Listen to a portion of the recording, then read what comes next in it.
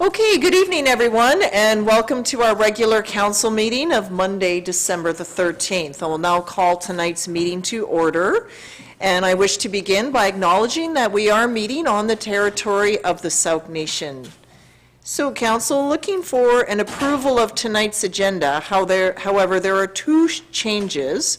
So, the motion would be that the agenda for December 13, 2021, regular meeting of council be adopted as amended. Bullet 1, addition of supplemental information to item 8.1, a delegation from Transition Sooke, and item 13.4, the sewer loan authorization bylaw, be moved to immediately following delegations. So it's moved by Councillor Bateman, seconded by Councillor St. Pierre. Any questions? Seeing none, all is in favor, and that's unanimous. Thank you. So I'm just going to make a note. 13.4 is out of delegations.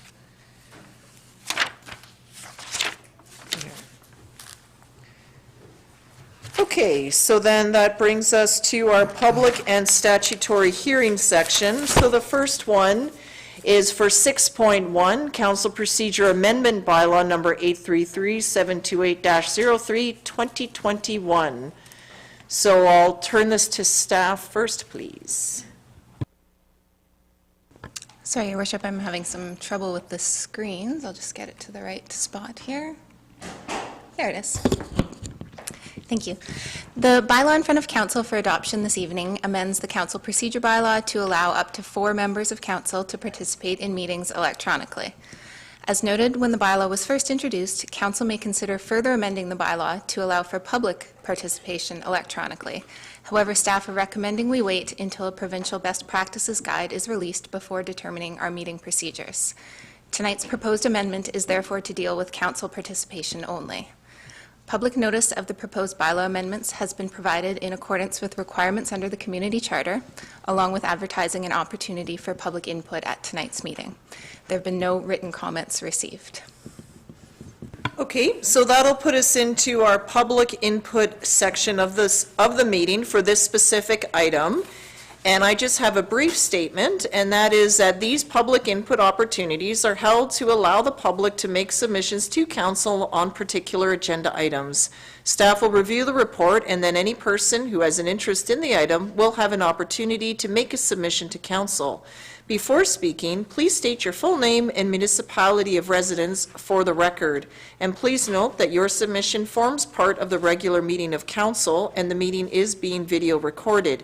Videos and their contents, including any personal information disclosed during the public hearing, will be posted on the district's website. So on that note, I'd like to invite members of the public forward to speak to the Council Procedure Amendment Bylaw, number 833. So it would be for that item specifically. Call for a second time. And it's just on Council Procedure Bylaw. Third and final time.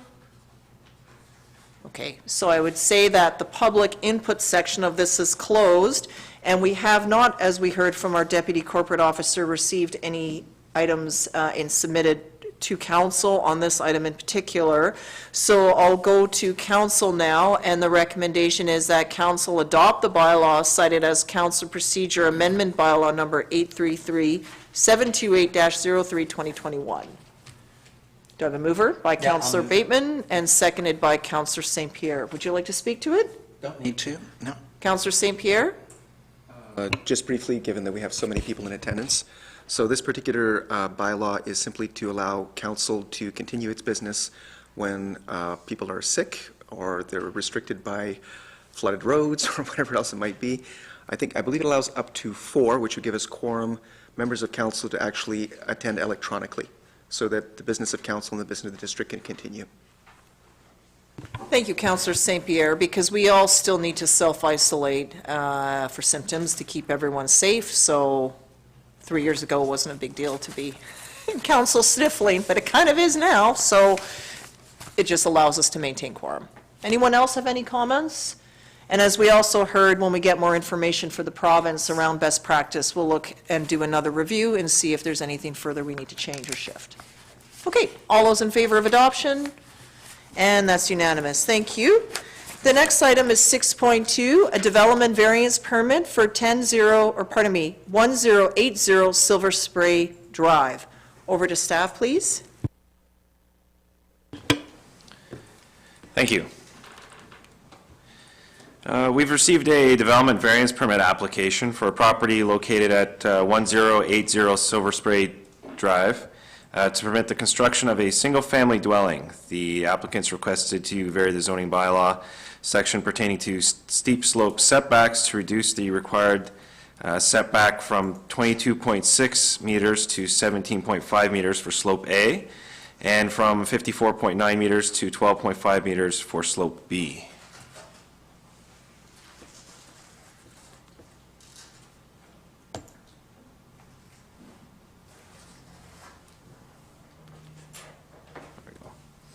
Located within the Silver Spray development and in front of the gated entrance to Sooke Point Cottages, subject property's steep sloped with a large flat area in the center of the lot is approximately 4,269 square meters in size. Subject property is currently zoned CD 3B, Silver Spray Comprehensive Development Zone, and is designated comprehensive development in the official community plan. The applicant has retained a geotechnical engineer who's conducted a comprehensive assessment and identified two steep slopes over 30% on the subject property, and make specific recommendations of how and where to safely build and help best design the foundation and manage the various construction phases for the proposed single-family dwelling and driveway. Based on their assessment, they considered the lot to contain numerous buildable areas, stable and suitable for residential construction without undue risk of geohazards associated with the existing rock slopes present below. Siting of the new single-family dwelling from the identified steep slope, as recommended by the geotech, has resulted in a variance request for the required setbacks to steep slopes over 30%. The site plan created by the surveyor and architect shows the recommended buildable area and the proposed siting of the new single-family dwelling on the subject property. Based on the information presented in the staff report and shown here on the screen, future construction on the subject property would not be feasible because of the required steep slope setbacks, which have resulted in the request for the variance before you tonight. Section 56 of the Community Charter empowers a building inspector to require the owner of land that might be subject to steep slopes to provide the inspector with a report certified by a qualified professional that the land may be used safely for the intended use. Following the provisions of the professional's report, the building inspector may issue a building permit on the condition that the owner of the land covenants with the District of Sooke to use the land only in a manner determined and certified by the qualified professional as enabling the safe use of the land for the intended use. Prior to issuance of a building permit for the proposed new single-family dwelling, the property owner will be required to register a Section 219 Safe Harborless Covenant on the title. Denial of the variance request would ultimately render this lot unbuildable based on the current proposal due to the unique natural features bordering the subject property, including the rocky ocean front for slope A and the unique cove for slope B. Meeting compliance with section 3.25 steep slope setback of the zoning bylaw would not be possible. The applicants retained the professional geotech who's identified several safe buildable areas on the property, and the site plan by the surveyor and architect shows where this dwelling can be located. Also included in the report is the design for the foundation and how to manage various construction phases for the site. Staff support issuance of the variance as requested by the applicant to reduce these two steep slope areas. I'll also just mention that this parcel was created in 2004, so that was under the subdivision approval process of the CRD. So ultimately, through the annexation process, the district inherited these properties, among others, within the Silver Spray area. So certainly in 2004, and those requirements that the approving officer acknowledged is now being put in front of us based on our zoning bylaw being applied in 2021, and how can this site be made feasible to develop. So based on the necessary professional reports, staff were satisfied that this could be done in addition to the Save Harmless covenant that would indemnify the district. So with that, that concludes my presentation. Thank you. Thank you, Mr. Powell. So I'll turn now to members of council if you have any questions, and then we'll go to the public input section. Questions? Councillor Logans? Thank you. In Mr. Thornton's letter to us, it alludes to another lot. Is that coming forward to council at some point as well?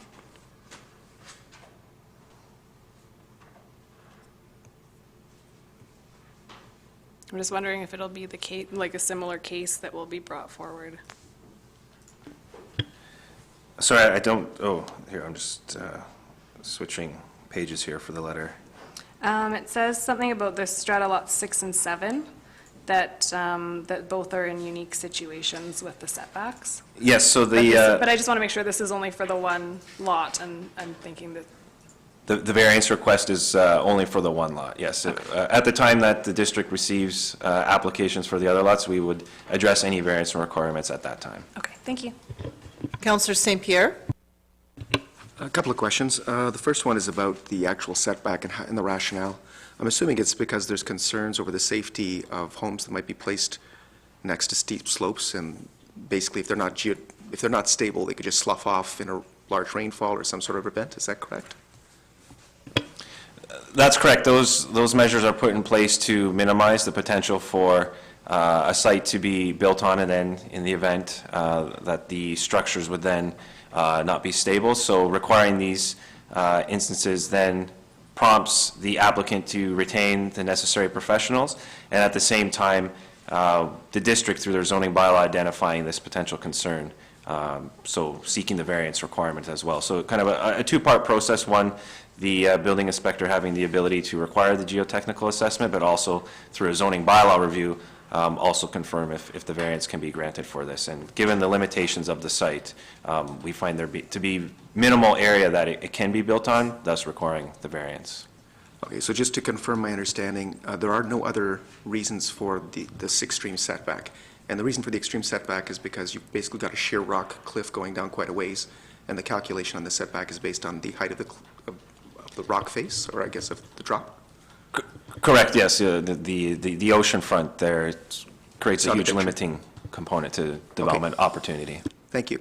My other question was with regards, how are they getting sewers up there? It's all rock. So throughout this development, there's a number of different locations, one either private on-site, but also the treatment system that is part of the strata development as well for connections there. So that's all been previously installed with the subdivision, and then for each individual owner to provide the necessary connections as part of their ongoing building permit process when undeveloped lots do become developed. Okay, because it'd be hard to put in a septic. Yeah, thanks. Councillor Beddoes? Yeah, through your worship to staff, it's quite a difference in setback, 54.9 to 12.5. I assume because they got the geotech and the engineer, we're okay liability-wise for the district? That is correct. Thank you. Any other questions? Okay, so we'll now turn to the public. And so again, another public input opportunity, and this is held to allow the public to make submissions to council on particular agenda items, in this case for 1080 Silver Spray Drive. Staff have reviewed the report, and then anyone that has an interest in the item will have the opportunity to make a submission to council. So please, when speaking, please state your name and municipality of residence for the record, and a reminder that your submission forms part of tonight's regular meeting of council, and the meeting is being video recorded. Videos and their contents, including any personal information disclosed during the public hearing, will be posted on the district's website. So on that note, I'd like to invite any members of the public forward who would like to speak on the development variance permit for 1080 Silver Spray Drive. Call for second time, 1080. Okay. And I just need you, when you're seated, to just turn on the microphone so we can all hear you, please. Thank you. Susan Belford, I live in Sooke. Several council meetings ago, several council members talked about how developments didn't quite look like they were supposed to back when they were first approved. And one of the reasons for that is stuff like this, little incremental changes that in themselves are not a big deal. But added together, you end up with a development that isn't going to look like what you thought it would. I don't want to speak against the variance particularly, but I think it's important to pay attention. This is how the best laid plans go sideways. Thank you. Thank you, Ms. Belford. Other input tonight from anyone? So on that, I'll consider that the public input section is closed and go back to the recommendation that's in front of us, and that is that council authorize the issuance of development variance permit PLN 01623 for 1080 Silver Spray Drive to reduce the required setback to a steep slope from 22.6 meters to 17.5 meters for slope A and from 54.9 meters to 12.5 meters for slope B for the purpose of permitting construction of a single-family dwelling on the property. So I'll look for a mover. Moved by Councillor Beddoes, seconded by Councillor Logans. Comments on the motion, Councillor Beddoes? Yeah, I was a little concerned at first about the setback, but I know the area, and it's just a solid piece of rock there. I mean, it's not going to go anywhere for a long, long time. So I'm okay with it. Thank you. Thank you. Councillor Logans? Yes, similarly, when I see setbacks like this, I'm always taken aback at first, but then reading through the report and the geotech, it all makes sense, and I'm grateful to everyone who looked over this and made sure all the I's were dotted and T's were crossed, and I think it will go well. Thank you. Thank you. Councillor St. Pierre? When I was reading through the report, I was actually sad just because I looked at the pictures and so on and so forth, and it's a beautiful piece of coastline, you're putting a house on it, but it's in the middle of a previously established development. That was the intent. It's actually moved forward anyway. The infrastructure and the amenities are all in place, so that's the way it goes, but kind of sad anyway. Any other comments? Okay, so I'll call the question. All those in favor, please? Anyone opposed? That's unanimous. Okay, thank you. Next up, our adoption of item 7, adoption of minutes. So I have meeting minutes from November 22nd, and that the recommendation then is that the minutes of November 22nd, 2021 regular meeting of council be adopted as circulated. Move adoption by Councillor Logan, seconded by Councillor St. Pierre. Questions or corrections on the minutes? Go ahead, Councillor Bateman. Yeah, just the one, and that is on page 7 of the minutes, or page 41 of the agenda. Both you and Councillor Lajeunesse, I believe, were attending the South Island Prosperity Project's leadership event and not an LGLA event. But otherwise, all is well. Yes, so there is a correction there. That is correct. So it was attendance at the SIP Local Leadership Day event, but I also did attend a LGLA board meeting. So they're similar but completely different. I think if you just change that to the SIP Local Government Leadership Day, that would work. And if you added in that I attended a LGLA board meeting, that should suffice as a new director at large. Perfect, thank you for that catch. All right, that's moved and seconded. All in favor, please? And unanimously adopted. Thank you. So that brings us to our delegation section. So the first one up is from Transition Sooke, and as noted in when we when we adopted the agenda, that there was actually a change for their delegation, which is on the yellow pages or the supplemental information that you have in your agenda. So on that note, I'd like to welcome Transition Sooke forward, please. And a reminder that you have 5 minutes, and when you begin your presentation, our timer will start timing. And please turn on the microphone.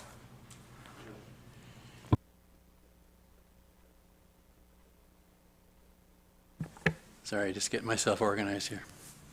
I'm assuming that was the wrong way. Sorry. Okay. I'm going to be controlling two things here. Okay, I'm going to just switch this. Sorry.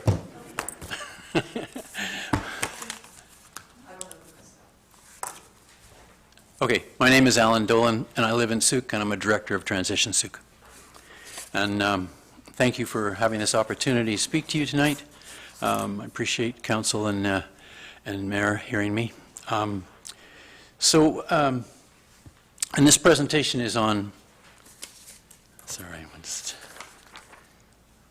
putting a hold on any new development in Sooke. So, Mayor Tate recently in a newspaper article spoke about the vision for Sooke as a vibrant, inclusive, net zero town with a big heart cradled in the stunning beauty and vitality of the ocean and forest, and that's very similar to the vision statement that's in the OCP. I think based on the last 16 months of our analysis and our looking into this situation, we feel, Transition for Sooke feels it's impossible to attain this vision and keep growing at the present rate. We cannot meet our greenhouse gas targets. We cannot preserve our carbon sinks. We cannot maintain the small town close to the ocean, forests, and fields that everyone says that they treasure. So what are we asking? We're asking that the district has already approved the bulk of its growth commitment to 2030, and Transition Sooke would like to suggest that we put a hold on all new development until such time as the OCP is completed and approved and the regional context statement sets the growth rate. And until zoning and building bylaws align with the new OCP and the climate action plan is in place so the district knows how to meet its 50% reduction in greenhouse gases by 2030. What would a hold look like? Houses would still be bought and sold and rented in Sooke. Growth would continue, and as we put in our scenario D a while ago, we said that growth should continue for affordable and subsidized non-market housing, and growth should continue for local economic development. Why a hold? So what's the rationale for this? Unchecked growth. Population growth is fairly out of control in Sooke. The 2.2% rate that's usually quoted from the housing study is based on the past and not on the future. We know that on the 9th of February we'll get the 2020 census report, and then we'll probably have a better idea of how fast we're really growing. An example is the 1,200 dwellings that have already been approved. That's 3,000 people, and if you assume that our present population is somewhere around 15,000, that's a 20% increase. I mean, that's based over a number of years, but it is still a 20% population increase that's kind of on the books right now. Natural environment, well, we need to protect our natural environment. We need to protect our carbon sink, our resilience to flood and drought, food security, wildlife habitat and corridors, biodiversity, and basically a place for our citizens to go and play and walk and get close to nature. Traffic congestion. Traffic congestion in district is a big problem, and it's not a problem that Highway 14 is going to solve. It's a made in Sooke problem, and the more we grow, the more that's a problem. Also, with the 1,200 dwellings that I mentioned before, that'll probably bring another 2,000 vehicles. And so those 2,000 vehicles, I mean, maybe they'll all be carpooling or maybe they'll all be taking transit, but it has the potential to bring an awful lot more vehicles into Sooke, just the ones that are approved right now. Budgetary considerations, planning staff are overwhelmed with the work they have to do right now. I know they've requested a new staff person in the budget. When we hit 15,000 people, we incrementally lose, I didn't really write this right in the thing, but we incrementally start to lose $300,000 community grant, which becomes less and less as we grow larger. We also have to pay more for our CMP costs. Budgetary, am I forgetting to do the thing? Sorry, too many things to do. Yes.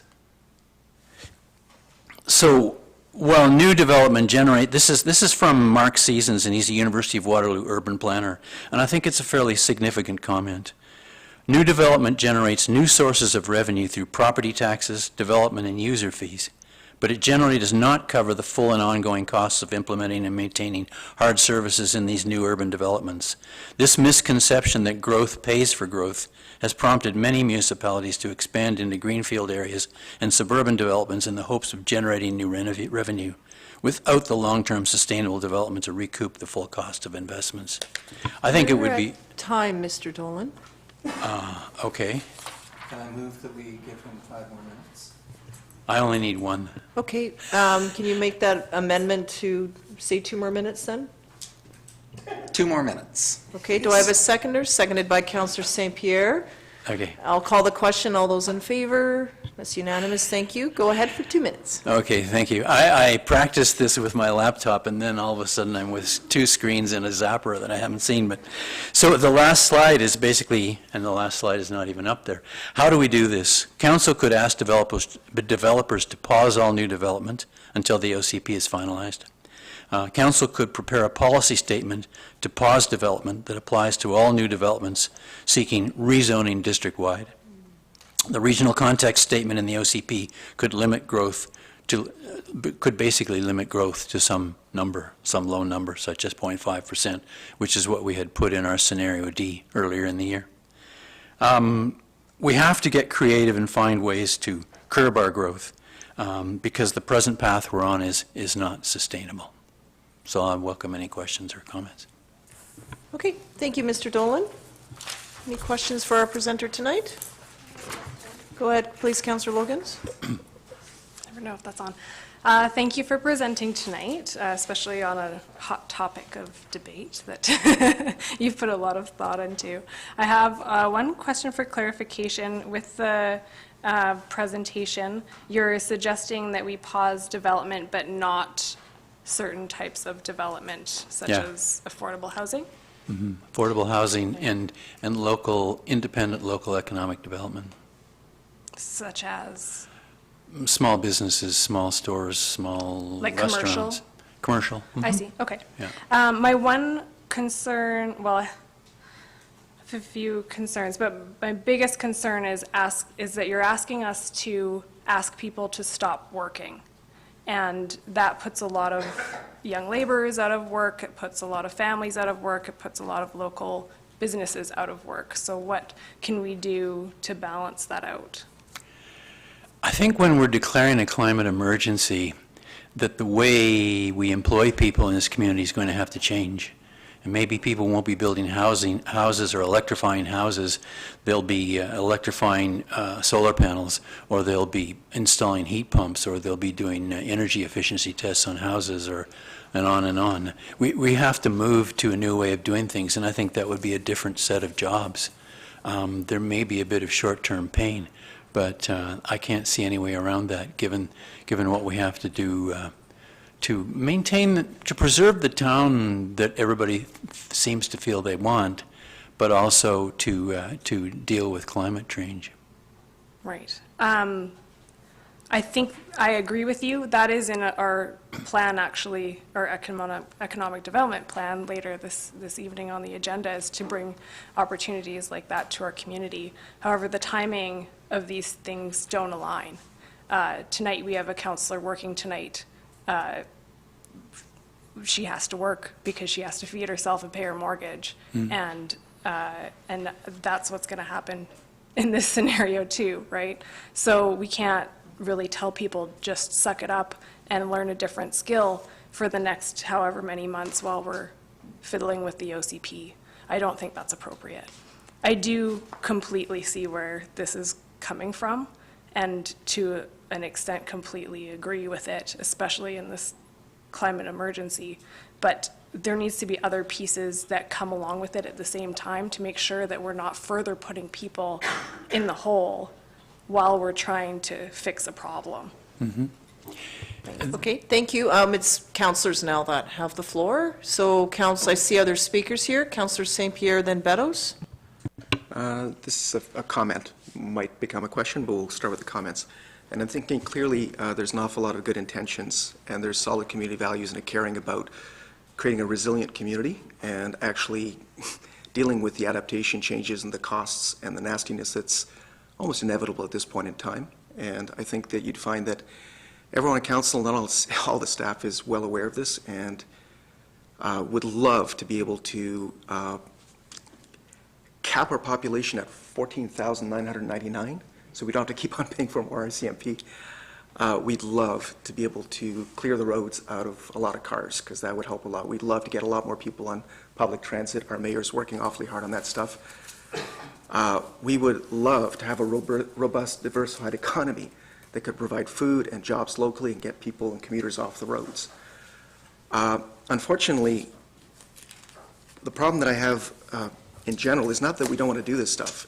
It's that, for example, how do we do it? We can't ask developers to pause new development because we can ask them, but they've got money on the line, they've made investments, they've often borrowed money, they're paying interest, they want to move ahead as quickly as possible, and we can't legally tell them to stop, so they're just going to move ahead. And we can ask them nice, but they're looking at jobs and an awful lot of money, they're just going to move ahead. So how do we do it? That's not going to work. Council could prepare a policy statement to pause developments, and that brings me to a bit of a story. One of the proudest moments early on in our term was when someone wanted to develop and put more houses on a green space not too far from Minishogue Farm. And we voted, I think, pretty much unanimously to stop them because we didn't want to see that happen. We didn't want more houses. We wanted to restrict the amount of development and so on. And we found out later that the developer, instead of providing the setbacks that staff had worked for to have more vegetation, more trees and trails, without that opportunity to negotiate with the developers, they just went within the zoning, cut out all the trees, and put down exactly how many houses the zoning said they could. So if we don't get a chance to have our staff work with developers on rezoning, we're giving up on trails, we're giving up on amenities, we're giving up on trees, we're giving up on any opportunities to work with for better development. We can't ask them to step up, literally step up. We can't say, well, hey, if you want the extra density, give us some step 4. Show us step 5 and we'll give you lots more density. We can't do that. We have nothing on the table. They just go ahead, use the zoning that exists, build the max, make the money they can, because that's the model. So in terms of the second thing, can we prepare a policy statement? That would actually bite us. We would actually be able to do less to create the type of development that we want to create a resilient community. In terms of the OCP, as we've realized in the past, is a wonderful document, but a future council could just decide to change pieces and amend it and so on and so forth. And if we ask for a growth statement that says something that's unreasonable, they'll simply ignore it and amend it. And that's what's happened in the past with the OCP. Anytime something shows up that is not politically okay, it's amended and that's it, it's done. So none of these things would actually create the kind of development that we want to see. And we need to look at the tools that council actually has and that our community actually has to create the development we do want to see. And so although I agree entirely with the intent, the goal, and the vision, we need to find different tools because these are not going to do it. Okay? Thank you. Councillor Beddoes? Yeah, thank you, Your Worship. First of all, through you to Mr. Dolan, thank you very much for your presentation. I may not agree with 100% of it, but I do agree that you have the right to be here today and to make your case. And I sympathize with a great deal of it. I guess the thing that I struggle with is that sitting at this table is a balancing act. We have, especially when on the OCP committee myself, and trying to balance all of these things. And my main concern right now is affordable housing. And you said it yourself, but I guess what is affordable housing? I guess we need someone to define exactly what that is. But what's happening lately in Sooke is any house that goes on the market is sold almost immediately. And then it's generally sold for over market value, some over $100,000 over market value. And my concern is if we stop the supply and demand by stopping the supply of houses, all we're going to do is jack up those prices even more. It's all right for someone like me that's in a house worth over $1 million, which I can't do anything with but I worry about my grandkids and everybody else that are trying to get into a house. And if we just stop, this community is going to be a community of older people from another part of the world, like Vancouver, that sells their place for $3 million, come over here, buy one for $1, and banks $2 million. So that is a concern, but I do appreciate what you're saying. I just think that, and I think you do realize that at this end of the table, we're trying to balance all of those things out. And sometimes it comes back to supply and demand. And right now, we do not have enough housing for the younger people coming up. And my concern is that we wanted to make sure it's affordable. So I'm very concerned about it. But thank you for your presentation. Thank you, Councillor Beddoes. Thank you, Mr. Dolan, for your presentation tonight. Or, sir, go ahead. Yeah, thank you, Mr. Dolan. And yeah, I would agree with what Councillor St. Pierre and Beddoes and Logans have said. That, you know, one of the key points I believe you're making is that this policy pause on new development would be until the OCP is completed and approved and a new zoning bylaw. So it's not a permanent request, it's for a short term. And I do know that the community charter permits some pauses, but they're very short term. They're 30 days prior to the adoption of a new policy and planning document. So I suppose council has that option. I'm glad to see you modified your PowerPoint's note that population growth rate is out of control. You've said fairly out of control. So that's an important distinction. I do come back to your points about Highway 14 and the congestion there. And as much as we would like to provide homes for anyone who wants one at a good price, I suppose there is finite footprint in Sooke where we can keep growing our population. So anyway, thank you for such a clean, clear presentation. This is the latest in a series of them, and much appreciated your support of the Climate Action Committee, 7% solution, and I'm sure you're pleased that we've now hired a climate action coordinator for the district. Thank you. Can we move on? Okay. Thank you, Mr. Dolan, for your presentation tonight. Okay, I'd like to welcome our next presentation. It's 8.2, Climate Action Committee presentation. Welcome, Ms. Russell, and same thing, our Deputy Corporate Officer will start the timer when you're set up and ready to go.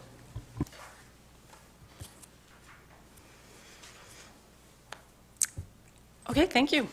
So tonight I'm presenting to you for the last time on behalf of two of our working groups at the Climate Action Committee on the subject of carbon accounting and emissions from new development. So first of all, I want to talk to you about carbon accounting. This is very simply a management tool, and it would give council and staff some information about whether the decisions you are making would release carbon or store carbon, and if so, it would give you a simple estimate of how much. So carbon accounting does not in any way limit your choices. You can still make whatever decision you feel is in the public interest, but it would provide you with some critical information for your decisions. And it would help you to communicate with the public about how you're considering emissions in your decisions through an LCR framework. It is in use in many other jurisdictions, and most recently the CRD has announced plans to implement a type of carbon accounting. So the type that we're recommending to you is a very simple, easy version of carbon accounting that would be fast to use and would be focused on the major sources of emissions, and it would use existing data wherever possible. Now, there are some implementation details that can easily be resolved as we work through them, but what's most important and is at the core of our recommendation is that you would have a high-level estimate of the carbon implications of different initiatives that you could use for your decision-making. And this is one of the most important recommendations that we have for you tonight. So next, I wanted to talk about emissions from new development. You would have seen this graph last fall when we shared with you some projections about how many emissions we could expect from new development in Sooke given our population projections. And when I presented that to you last fall, you raised some concerns about limiting growth, and you've mentioned them again tonight around affordability and work and so many other things. And we've tried to address some of those issues in the background documents. If you haven't had a chance to look at them, maybe have a look later. But if you don't want to place limits on growth, the proposals that we're making to you tonight are, in a way, your alternative. They're the kind of actions you would need to consider instead. And we do still recommend a temporary pause in development and supporting the initiative by Transition Sooke. And there are many reasons for this that I won't get into because I can't actually cover them in the 5 minutes that we have. But one of the goals is to create time within the organization to make sure that the new OCP is implemented and the bylaws are updated, which I heard from Council last August was a major priority for you. And we have heard from our discussions with different planning officials that there are tools we can use to create this pause. Now, we know that when we're talking about new development and local government, that you are hearing all the time from developers and the public about the growth and development and the pressures, and you are totally in the hot seat regularly. We understand that. And the role of a body like CAC is to provide a bit of an outside perspective where we're focusing only on our climate goals and we can make the recommendations that we believe are truly necessary. And when we do that, we have to go where the numbers lead us. So here's a few numbers we think about. The extent to which progress on the 7% solution could be erased by emissions from new development approaches 100%. This is the number that urges us to action on new development emissions. The capacity of land in the CRD to store carbon has decreased almost 20% since 2007. This is not sustainable, and this is the number that urges us to protect greenfield sites. The increase in commuter traffic on Highway 14 by 2030 could reach over 40% increase. This is one of the numbers that urges us to develop a commuter reduction strategy, which I know is of interest to Council. And finally, the increase in natural gas emissions in Sooke since 2007, 344 terrifying percentage increase, also unsustainable, and this urges us to ban new natural gas hookups. There are many jurisdictions who have found a way to do this, including, encouragingly, Powell River.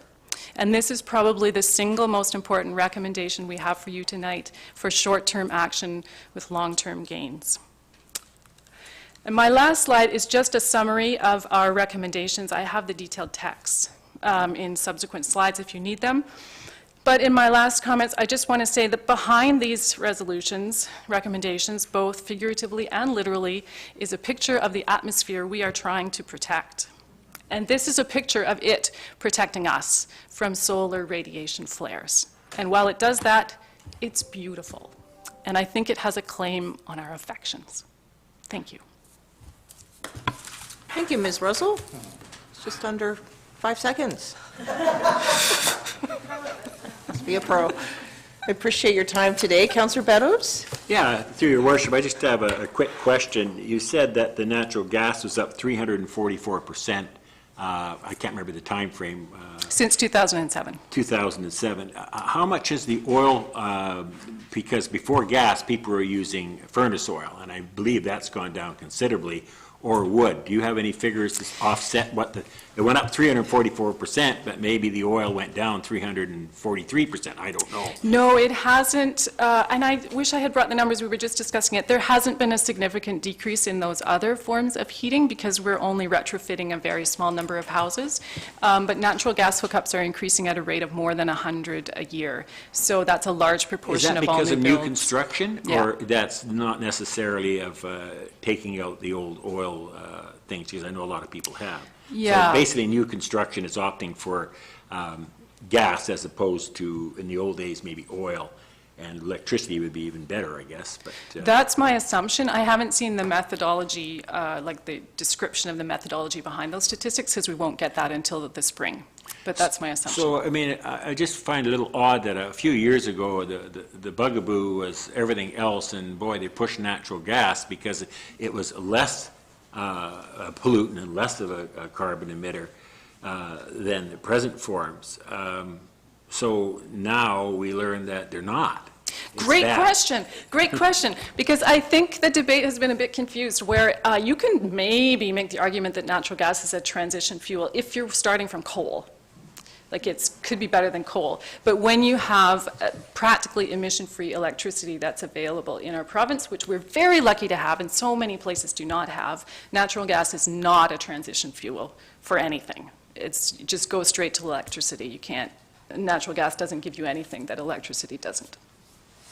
But these people that went to natural gas, they were encouraged to go to natural gas by the government to take out other forms of higher polluters.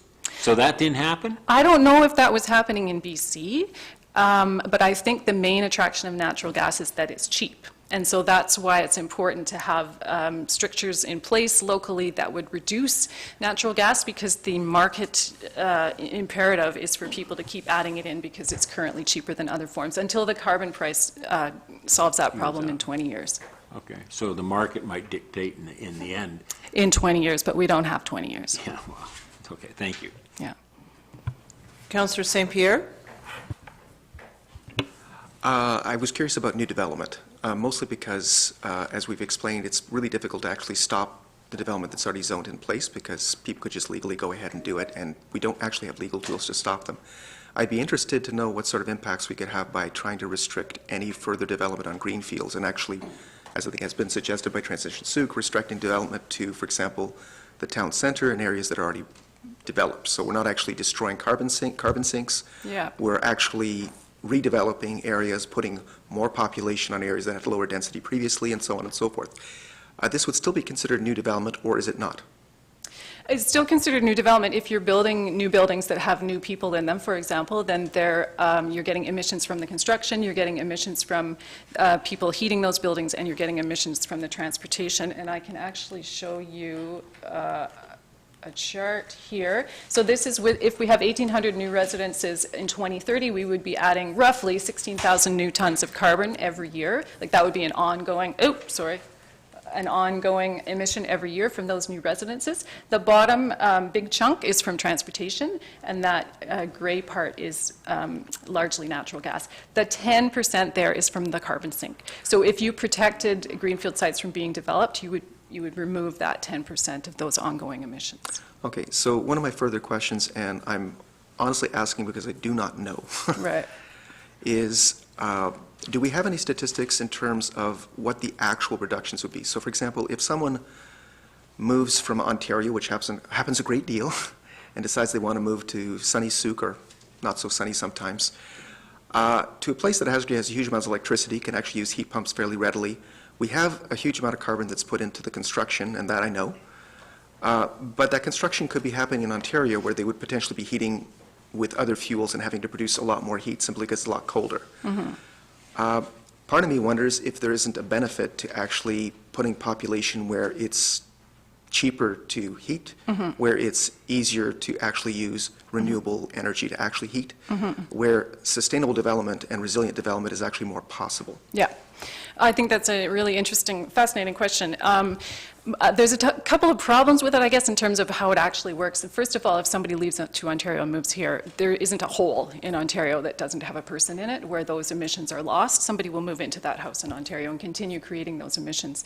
The other part of the answer is in here. The biggest chunk of those emissions is from transportation. And I think population growth needs to happen where it does the least harm. And I think you can argue that emissions in Sooke are actually higher than average because people have to travel so often and so far for services and for work. And so in some ways, more people in Sooke could be a larger cost to the environment than that person staying in Ontario. I mean, I would have to crunch the numbers, but I don't think we're saving as much as you might think. So. I don't actually have a...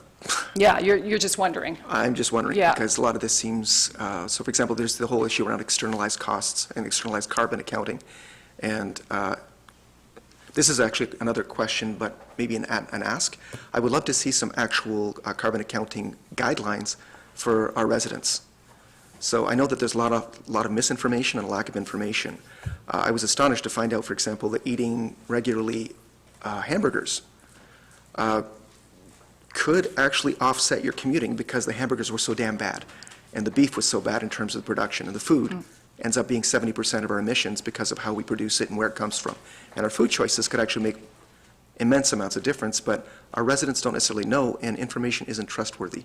Yeah. Because there's been so much misinformation about climate and about what actually works and what doesn't. So as we work on storytelling and as we try and move this forward, I'm trying to think of the bigger picture in terms of our residents, in terms of where all the carbon really sits, and what we can actually do to address it. And you've done amazing work, the Climate Action Committee, and you've all done such amazing work that I would love to see something in that particular direction. if that's at all possible. Well, and I think it's wonderful that we have a new person on the staff who I've been really impressed with the meetings I've had with her so far, and that's one of her areas of expertise is around carbon accounting. The Climate Action Committee hasn't raised the question of food because it's not obviously within the jurisdiction of local government, but I actually agree with you that it's a major source of emissions. Yeah. Okay, any other comments? Councillor Bateman? Yeah, thank you for this latest and perhaps last presentation. As Ms. Russell is leaving the Climate Action Committee as of the end of the year, but she leaves a great legacy, including these reports, which you have produced routinely, and again, we have another in tonight's package that answers many questions, including, how best for this council to see a report on carbon impacts of a development proposal. And there is a template in there that could be modified and utilized. And I know Ms. Carrollsfeld, our Climate Action Coordinator, is very focused on carbon accounting. That's her master's, I think. Yes, indeed, in the very subject. So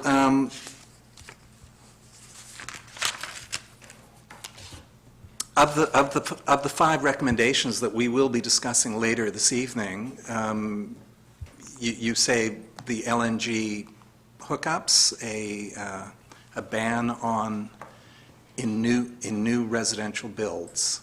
That's a recommendation we'll be looking at, and were there carbon accounting perhaps is something that is actually doable in the short term?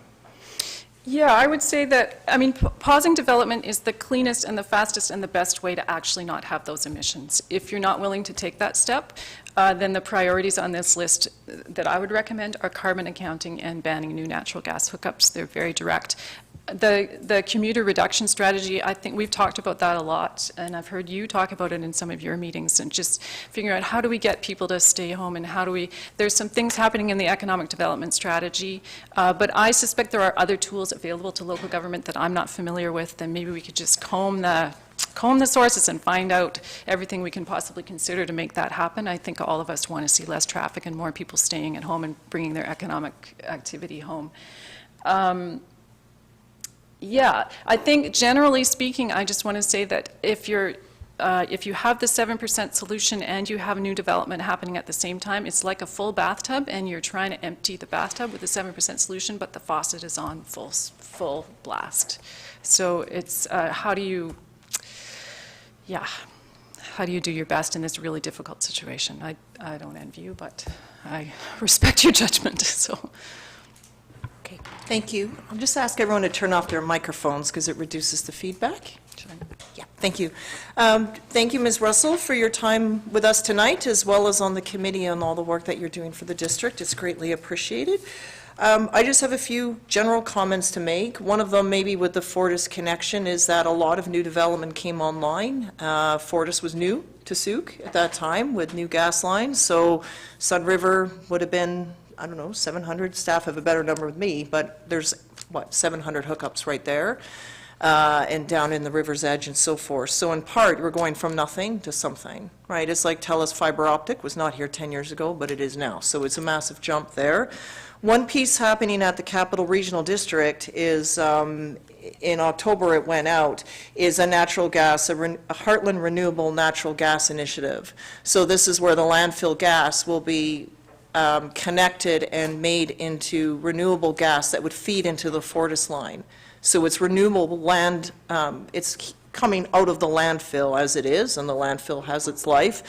And right now, part of that is captured into hydro, but the balance of it is flared or burnt off. So in this way, it's making a complete loop, so all the emissions feed back into the Fortis loop. So that is all being worked on right now. They're suggesting that it will reduce or take out about 264,000 tons of carbon dioxide over 25 years, and there's a bit of a descriptor as to what it is. So there's more work happening out of the CRD as well, but it is renewable gas that's coming from that landfill. Just generally, when we talk about the pressure it's not necessarily developers that are calling me, it's our residents, and there's extreme hardship in the community right now. As we see it from statistics, there's domestic violence. COVID is taking a real toll on families and individuals. People are in isolation. I have grandparents looking after grown children because the family unit is breaking down. Couples are forced into leaving. One member wants to stay in, or both want to stay in the community. They don't want to move their children out. They're forced to because of the lack of housing. There's suicide rate is escalating amongst young people. It's heartbreaking, and parents are dealing with the impact of that.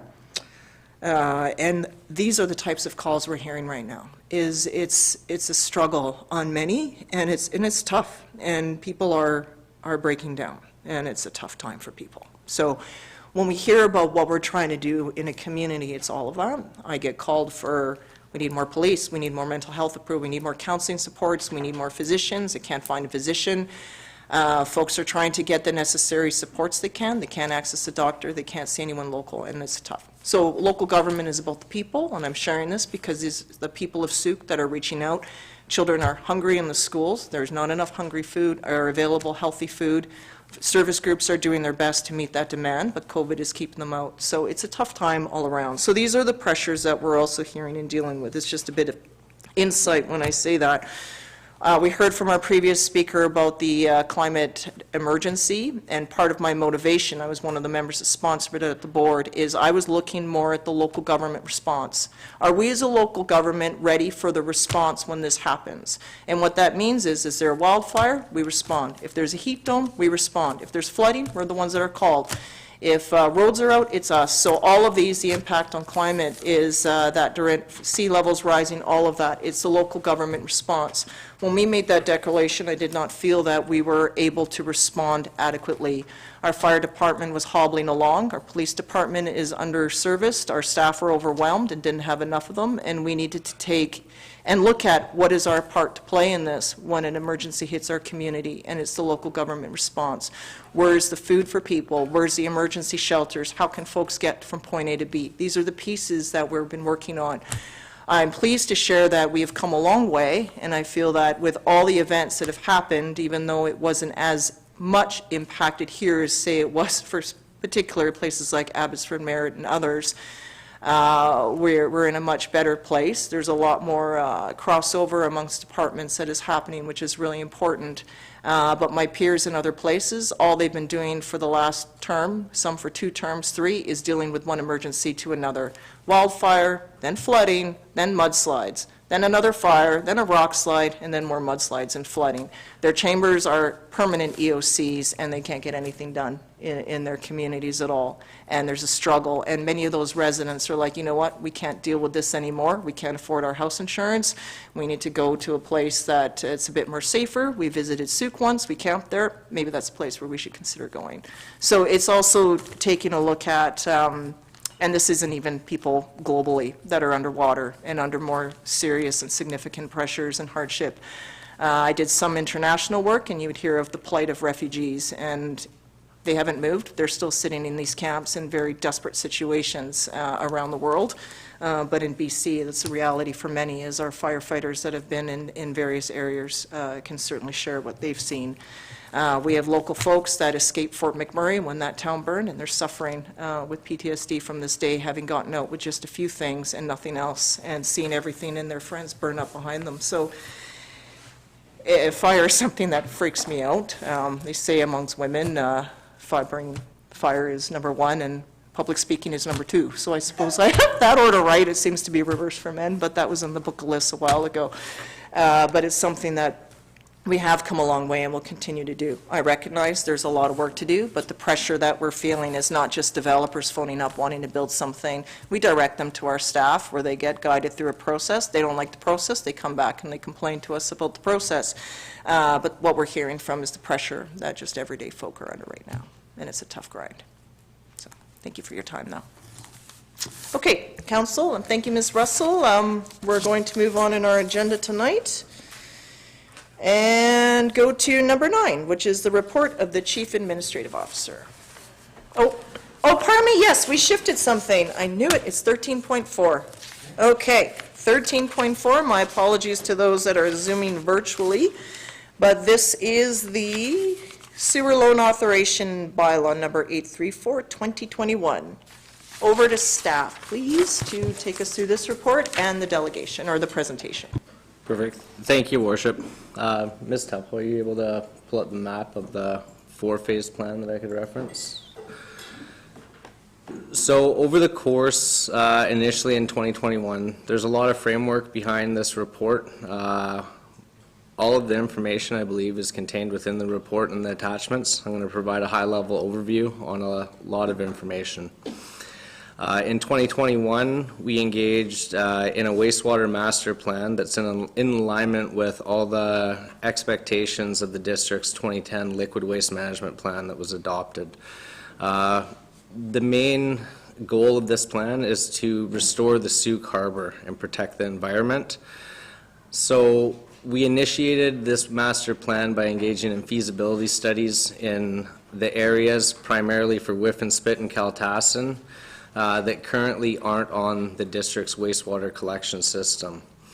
Engaging these feasibility studies looks at basically sustainable designs that limit the amount of infrastructure construction, as well as what the cost implications would be to residents within these areas to put them onto collection systems as opposed to having their failing septics polluting the harbors.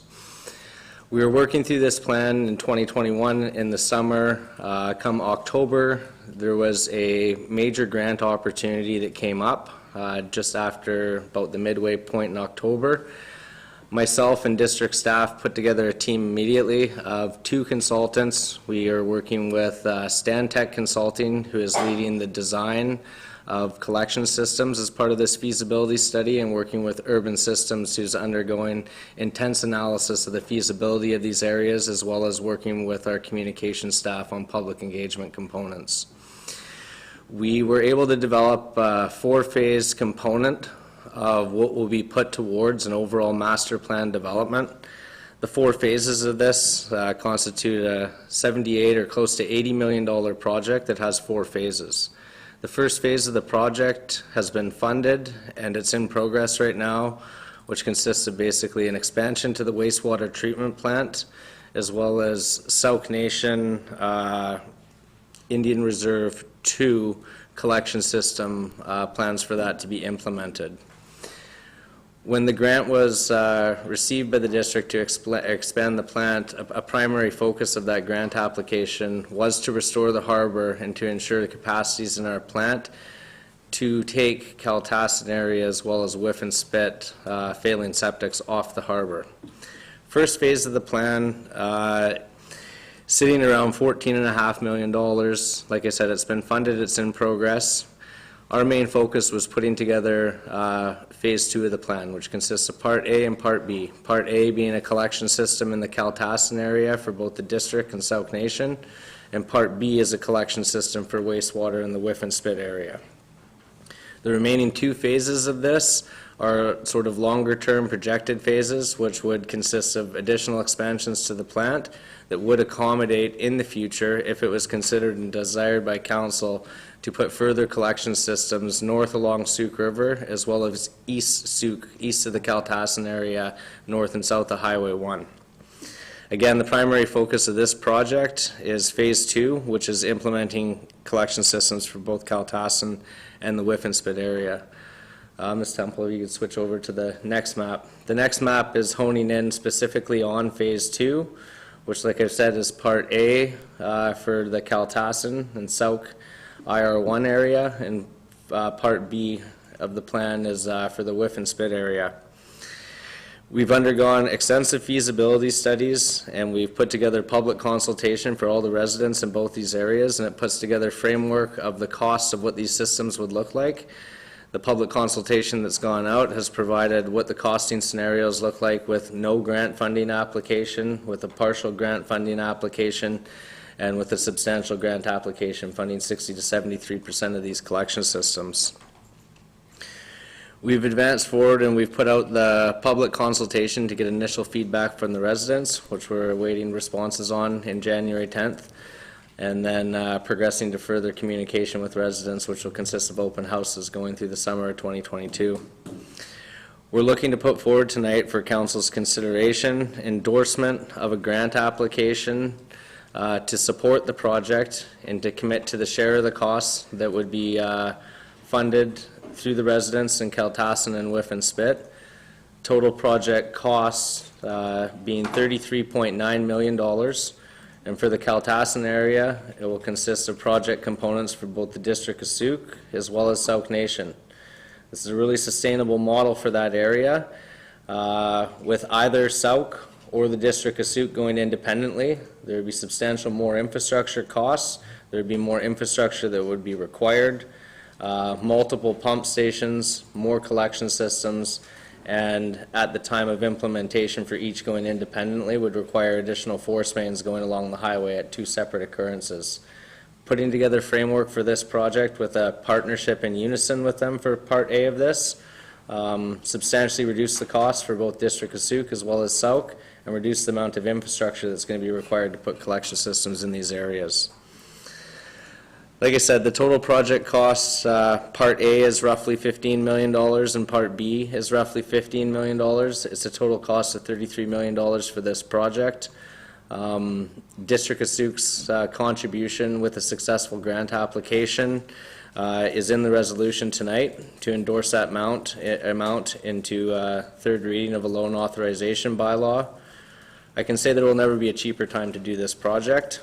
Construction is getting more expensive as time progresses, and grant opportunities, they do come and go, but there is one on the table right now, and there might not be one on the table for a while. The climate is important. The environment is just as important, and the climate's part of our environment. This one focuses on below, not so much above, but it's focusing on below. This is going to clean up the harbor. It's mandated as an expectation from the district's liquid waste management plan, and it's going to have substantial, not only climate action benefits, but it will have economic benefits for both Sooke Nation as well as the District of Sooke that will contribute to more work within Sooke in the long term. If you want to speak from a climate action perspective for this project, less infrastructure being constructed with the partnership of this project will reduce in greenhouse gas emissions from doing this project independently in the future at 2 separate times. The mainline construction of these projects does go all along Highway 14 from Kaltassin area all the way to a new trunk main that would be constructed from Townsend all the way down to Maple South. Doing this in one shot in a project in unison will reduce substantial amounts of construction in the future. There's also approximately 488 properties in the Whiff and Spit area, and currently 300 within the Kaltassin area. All these areas, there are a lot of them that have failing septics, and there's large transports that come every year to basically suck out the septics in these areas. When these systems are, or when these areas are on collection systems, they won't have those trucks coming and going all the time. A lot of information here. There's a lot of details within the report. Like I said, Stantec has led a lot of the design and tried to put this together in a very sustainable way. And Urban Systems has been excellent with doing the feasibility studies for both these areas. We've put out public communication. We're expecting to go forward with further public consultation on this prior to implementation. But in order to make a grant application to get this project realized, we're asking for council's commitment tonight and support to endorse this project, support a loan authorization bylaw, and to further enter into a MOU with Sooke Nation for basically a future MTSA agreement, which would govern and regulate kind of how the operation of their system would look like in conjunction with ours on Kaltassin. Truly believe this is an excellent project. The cost will only get higher. Following recommendations are in front of council tonight for consideration to endorse this project and support a loan authorization bylaw. And I'm more than happy to answer any questions regarding any aspect of this project. Thank you, Mr. Carter. So my understanding is that we moved this because someone is joining us virtually? Correct. So myself as well as the consultants, Stantec, I have online. If there was questions that need to be elaborated on a little bit further, I could have them assist with that. I should be able to table and answer most of the questions myself. Okay, thank you. So just procedurally, what I would like to do is have any questions from members of council, but I would like to hold off passing any recommendations until we have heard from the public, because we've moved this ahead of public input. So it would just seem out of order if we voted on this and then asked for public input after the fact. So what we could do is get any questions and then go to public input for the full agenda, and then just hope that our presenter can just hang on, and then we'll return to this for a recommendation after the public input has concluded. Okay? So, questions from members of council. Councillor Logans? Through to staff, this isn't going to be a fun question, but what I'm sure many people are wondering. When, hopefully, this all goes through, what might be the impact to traffic in the Sooke region as this phases out? Is it going to directly impact our commutes back and forth, or is it sort of happening on the side? It might be too early to ask this, but just thought I'd throw it out. Fair question. When we talk about impacting roadways, it's a natural question to evolve. Go ahead, Mr. Carter. Yeah, so through your worship to Councillor Logans, there will be impacts to traffic. This project, if a grant application was successful, district would most likely be notified spring of 2023. The project would be designed through then, or through the remainder of 2023, tendered out, and would have construction implementation through 2024. There would be impacts to traffic. A lot of construction would be along the Highway 14 corridor, but I'd also like to say that the timing of this project is in alignment with a lot of the initiatives district staff are working on to work towards implementation of the Transportation Master Plan, as well as some of the planned initiatives we've seen for the CRD with different water main upgrades, and basically facilitating this construction prior to new construction of above-ground infrastructure. The main purpose of basically getting this construction done is we want to work with the ministry on improving the highway, and we're working on initiatives with them right now on that. We're working on design projects to improve the highway along basically West Coast Road all the way down to the plant from the town center. We're getting all these design projects in place so they are shelf ready. There will be additional traffic congestion when this project goes forward. But whether it goes forward now or whether it goes forward in the future, there will always be impacts to traffic. Thank you. Councillor Bateman, then St. Pierre. Okay, yes, through you. Thank you, Mr. Carter. You know, with the Throop Road Connector and Transportation Master Plan, and now this, you have brought forward big issues that the community has discussed for a long time, or perhaps haven't talked about it for a long time. They've been put aside. So, so thank you for bringing forward these important points. You know, the ultimate build-out for these two projects. So Kaltassin, we have, if I've read the Stantec report correctly, 1,046 people reside in the Kaltassin area. That the ultimate build-out could be as many as 5,340. That's 4 times that population. Whiff and Spit, we currently have 1,341 people in 430 homes. Potentially, with this project, it could rise to 4,300 in 1,350 homes, approximately. So could you explain the ultimate build-out and how that ties in with zoning? Through your worship to Councillor Bateman, so how design works in these areas is we've engaged our design consultant. They work hand in hand with myself as well as planning staff and the planning director, Mr. Bylaw.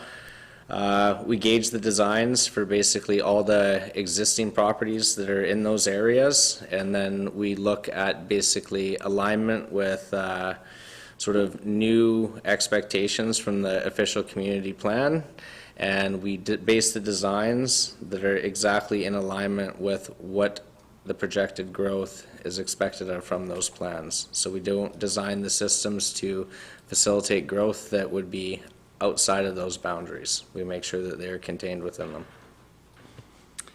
So there's no timelines on these ultimate build-outs? No timelines on the ultimate build-outs. It would be subject to property owners making development or subdivision applications that would be in alignment with council's zoning bylaws as well as the expectations in the official community plan. So in your experience, would the sewering of a previously unsewered area generate a rush of redevelopment and rezoning requests?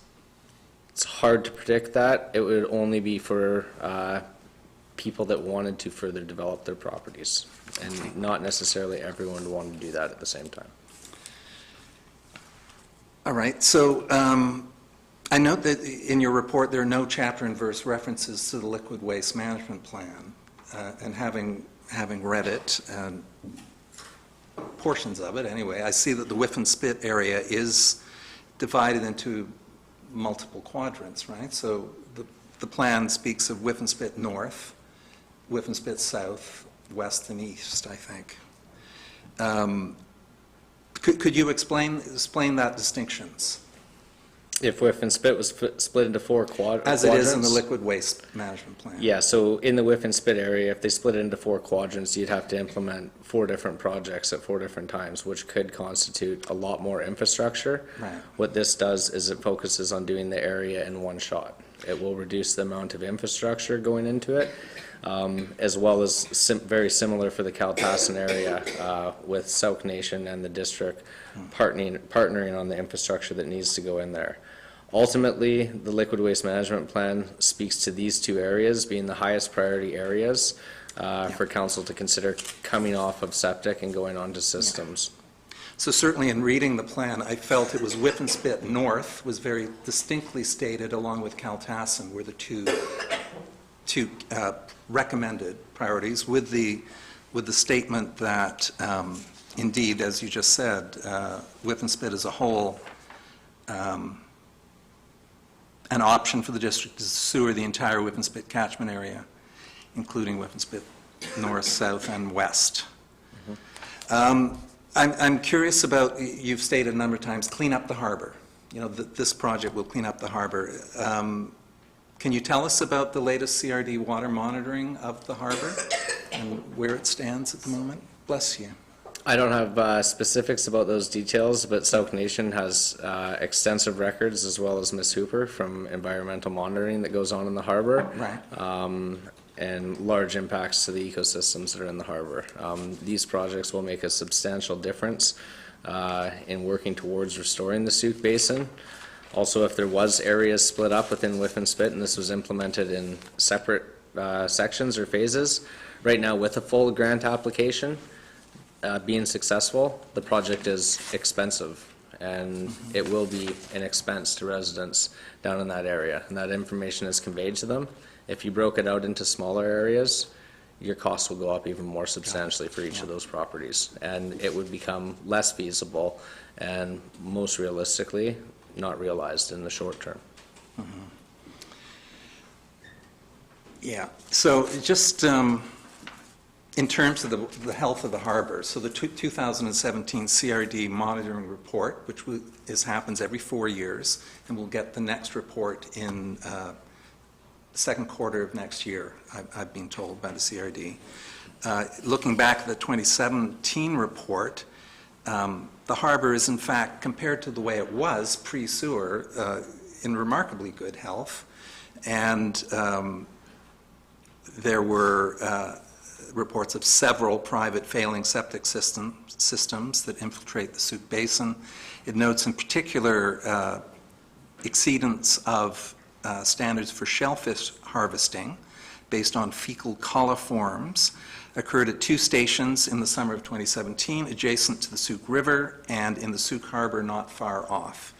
And they did further monitoring in the fall, and again it was at the Sooke River and Cooper's Cove are the hot spots And I know that the liquid waste management plan talks about hotspots and how through education and monitoring and perhaps bylaw enforcement, those hotspots can be dealt with. I guess the liquid waste management plan also had a focus on affordability. And I think that's why they talked about Whiffenspit North as opposed to coming down south onto Whiffenspit. So anyway, that's it for me. Again, it's such a big subject, and here we are in a single evening determining this, when perhaps it might, I would feel it might have gone to a committee of the whole for full and proper discussion. Anyway, Okay. thank you. Thank you, Councillor Bateman. Councillor St. Pierre? I will respectfully disagree with Councillor Bateman, just because this is something that came up almost immediately in our first year, our commitment to the Sooke and our commitment to this sort of work. And I think this is probably the 10th meeting that we've had that's dealt peripherally or directly with this issue. So although it is a very big topic, at least this council, if not the public, has had multiple opportunities to wrestle with it and to how we're going to fund it and the opportunities that we have on the table. Now, I have a couple of actual questions, and I'm very sorry about that, but it was like, wow, we've actually dealt with this a few times. My understanding from your answer to the question, to Councillor Logan's question, Mr. Carter, was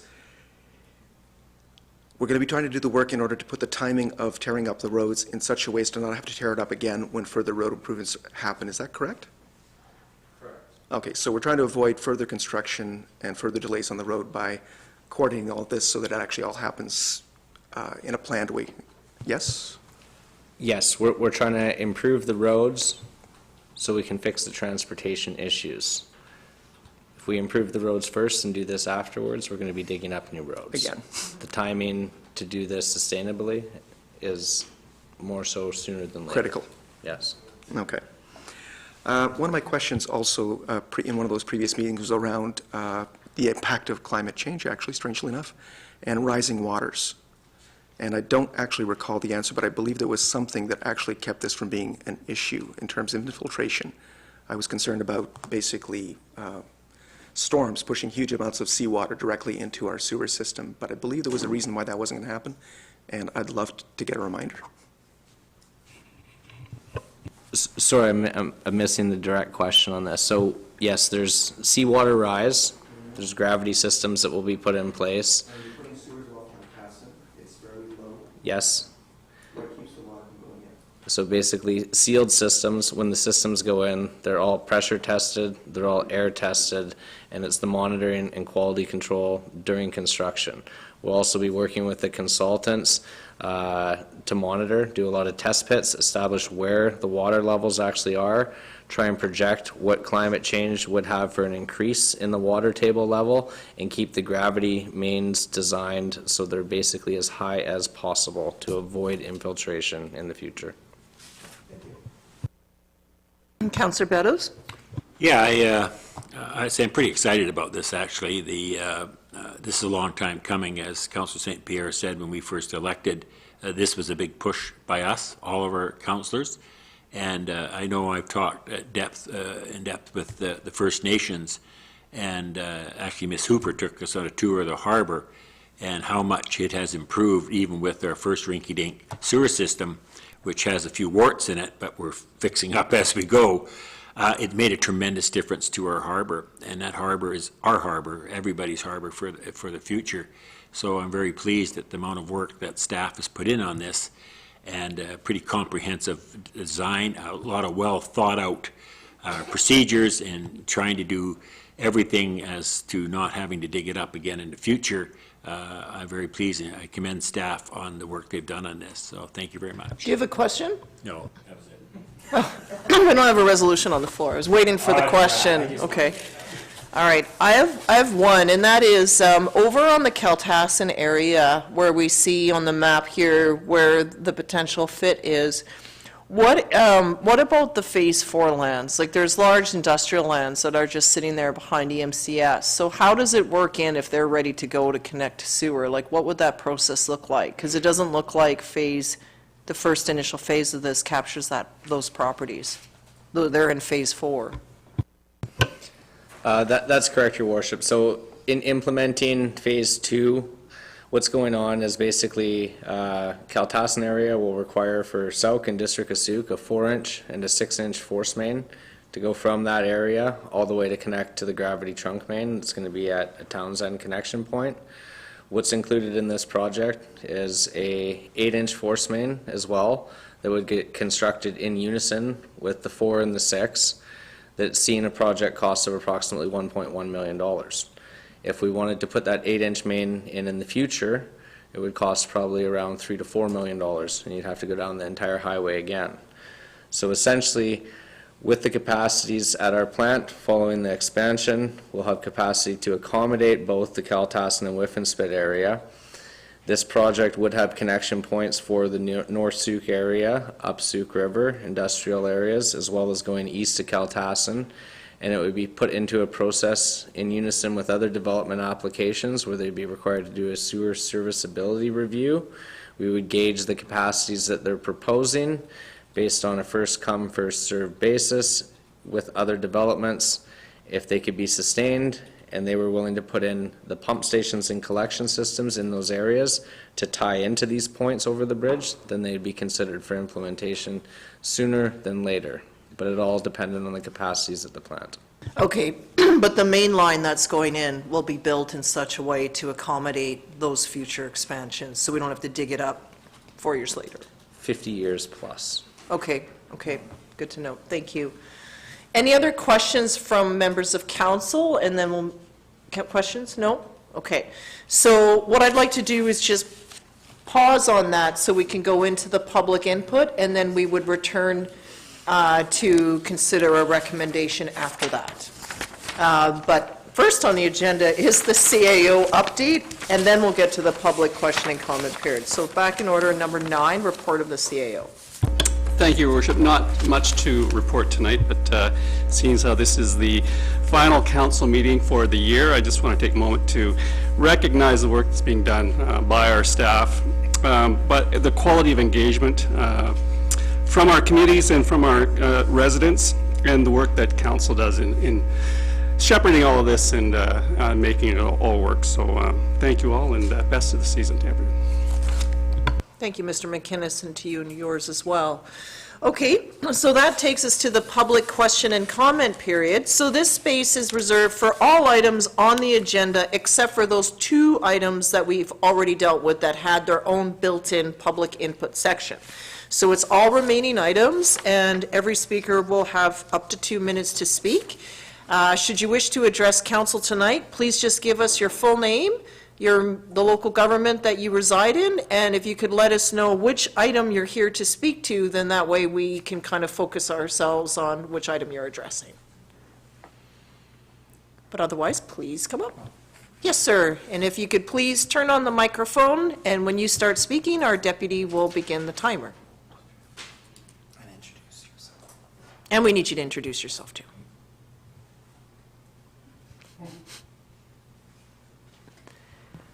Thank you. Hello, good evening. My name is Keith Elliott. I live in Sooke, and I'm just going to read this to make it go quickly. So I'm referring to the proposal number 2 from the Climate Action Committee report regarding the natural gas ban and heat pump requirement that was associated with that. So I want to emphasize the importance to Sooke of that proposal. And a couple of points that were not brought up during the actual presentation that I know you're aware of, but I should like to emphasize. Heat pump energy systems cost no more to install and operate than gas-fired systems. The reason people might have put in gas earlier instead of putting in electric was there were not such a wide variety of heat pump styles and technologies available. So the only option was baseboard electric heat, which is vastly more expensive than gas. But gas and heat pump systems are on par, both for installation and operation. So that's no longer an issue. If new buildings were to incorporate baseboard electric heating systems with their much poorer efficiency, then there'd be a costly legacy for future owners of these buildings. Minimized electricity demand with heat pumps is a significant factor in climate change adaptation because it minimizes the total amount of energy that's needed to operate the community. So it's imperative to include in that gas ban proposal that the electric systems that are replacing it are not resistive heated systems, but are heat pump systems. The current draft OCP basically has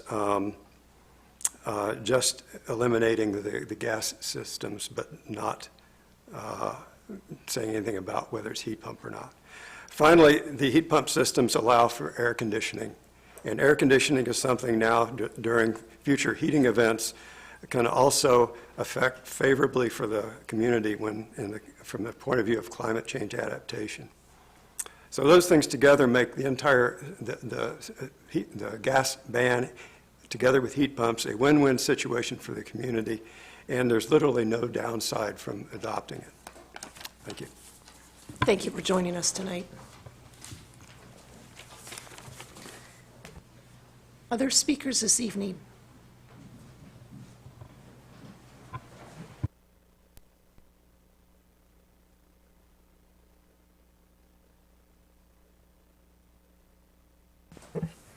Hi, I'm Cheryl Travis. I live in Sooke. Actually, I've lived for years in the Otter Point area, and I'm addressing the natural gas situation as well. And in Otter Point, we don't have natural gas, and life seemed to go on just fine. Had to wait a few more minutes for water to boil, but otherwise it was okay. So I guess my point is that we don't need natural gas, and we do have to get to a carbon neutral scenario eventually. So anyway, a lot of the heartbreaking situations you're talking about are from climate change, and so we do need this zero. And natural gas seems to be the easy way and cheapest way of reducing carbon to start off with. And so, and also when you're talking about natural gas, it's not just climate change it's affecting, but it's also the health of people in their homes. And with COVID and people in their homes, they're exposed more to the toxins of natural gas in that environment. So, yeah. Thank you. Thank you for joining us tonight, Ms. Travis. Other speakers tonight? Any other speakers this evening?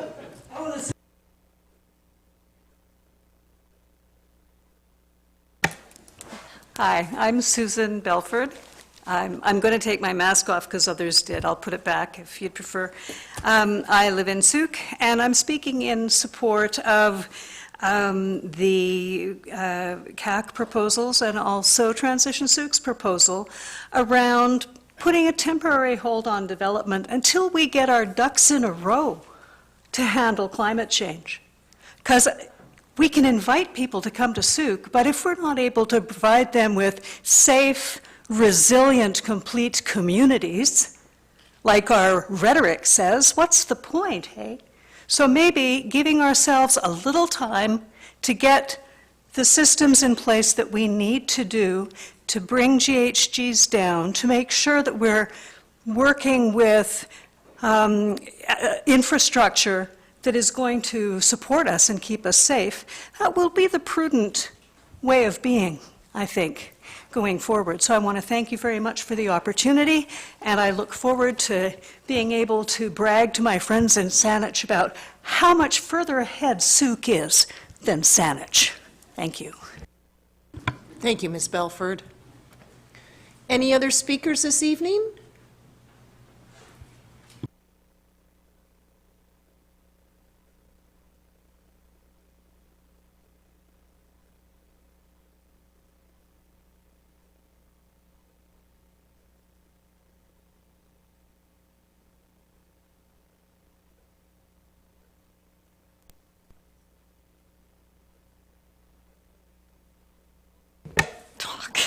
block. I'm just a newbie on the block. Susan Clark, and I live in Sooke, and I would like to speak on the subjects of 8.1 and 8.2, given that we are talking in a large sense about the climate emergency. And well, I really appreciated your comments about the hardships that you've been fielding over the last little while. It's a great job you have as mayor.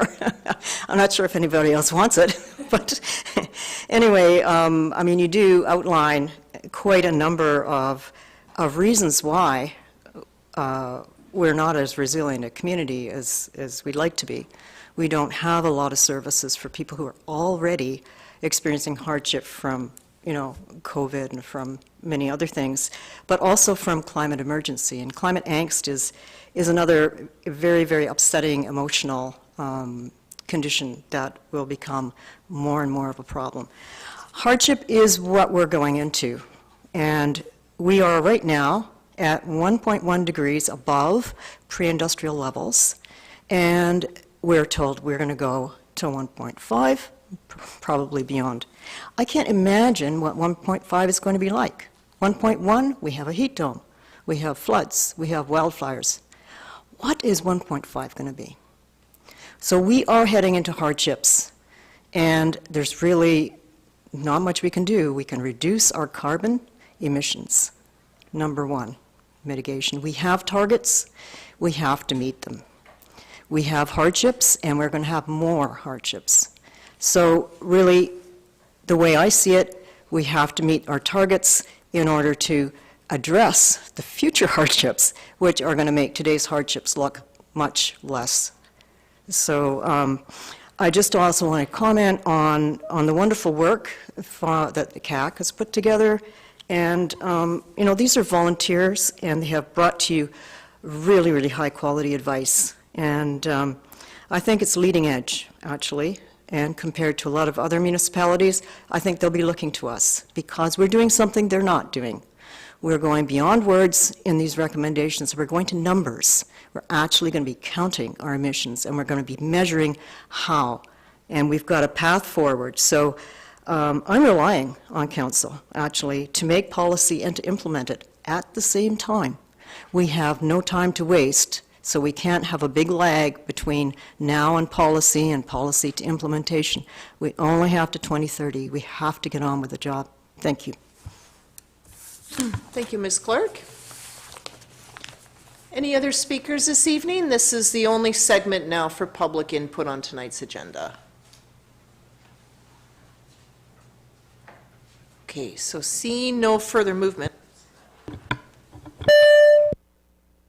I can turn them all off from here, just so you know. It's always been a feature of mine that I can do that. Power of the chair. You can silence all microphones. So, well, it's convenient. So thank you, everyone, for speaking with us tonight. Just a brief bit on housekeeping. There's no vaccine passport required to enter into local government reception or chambers because we are deemed to be an essential service.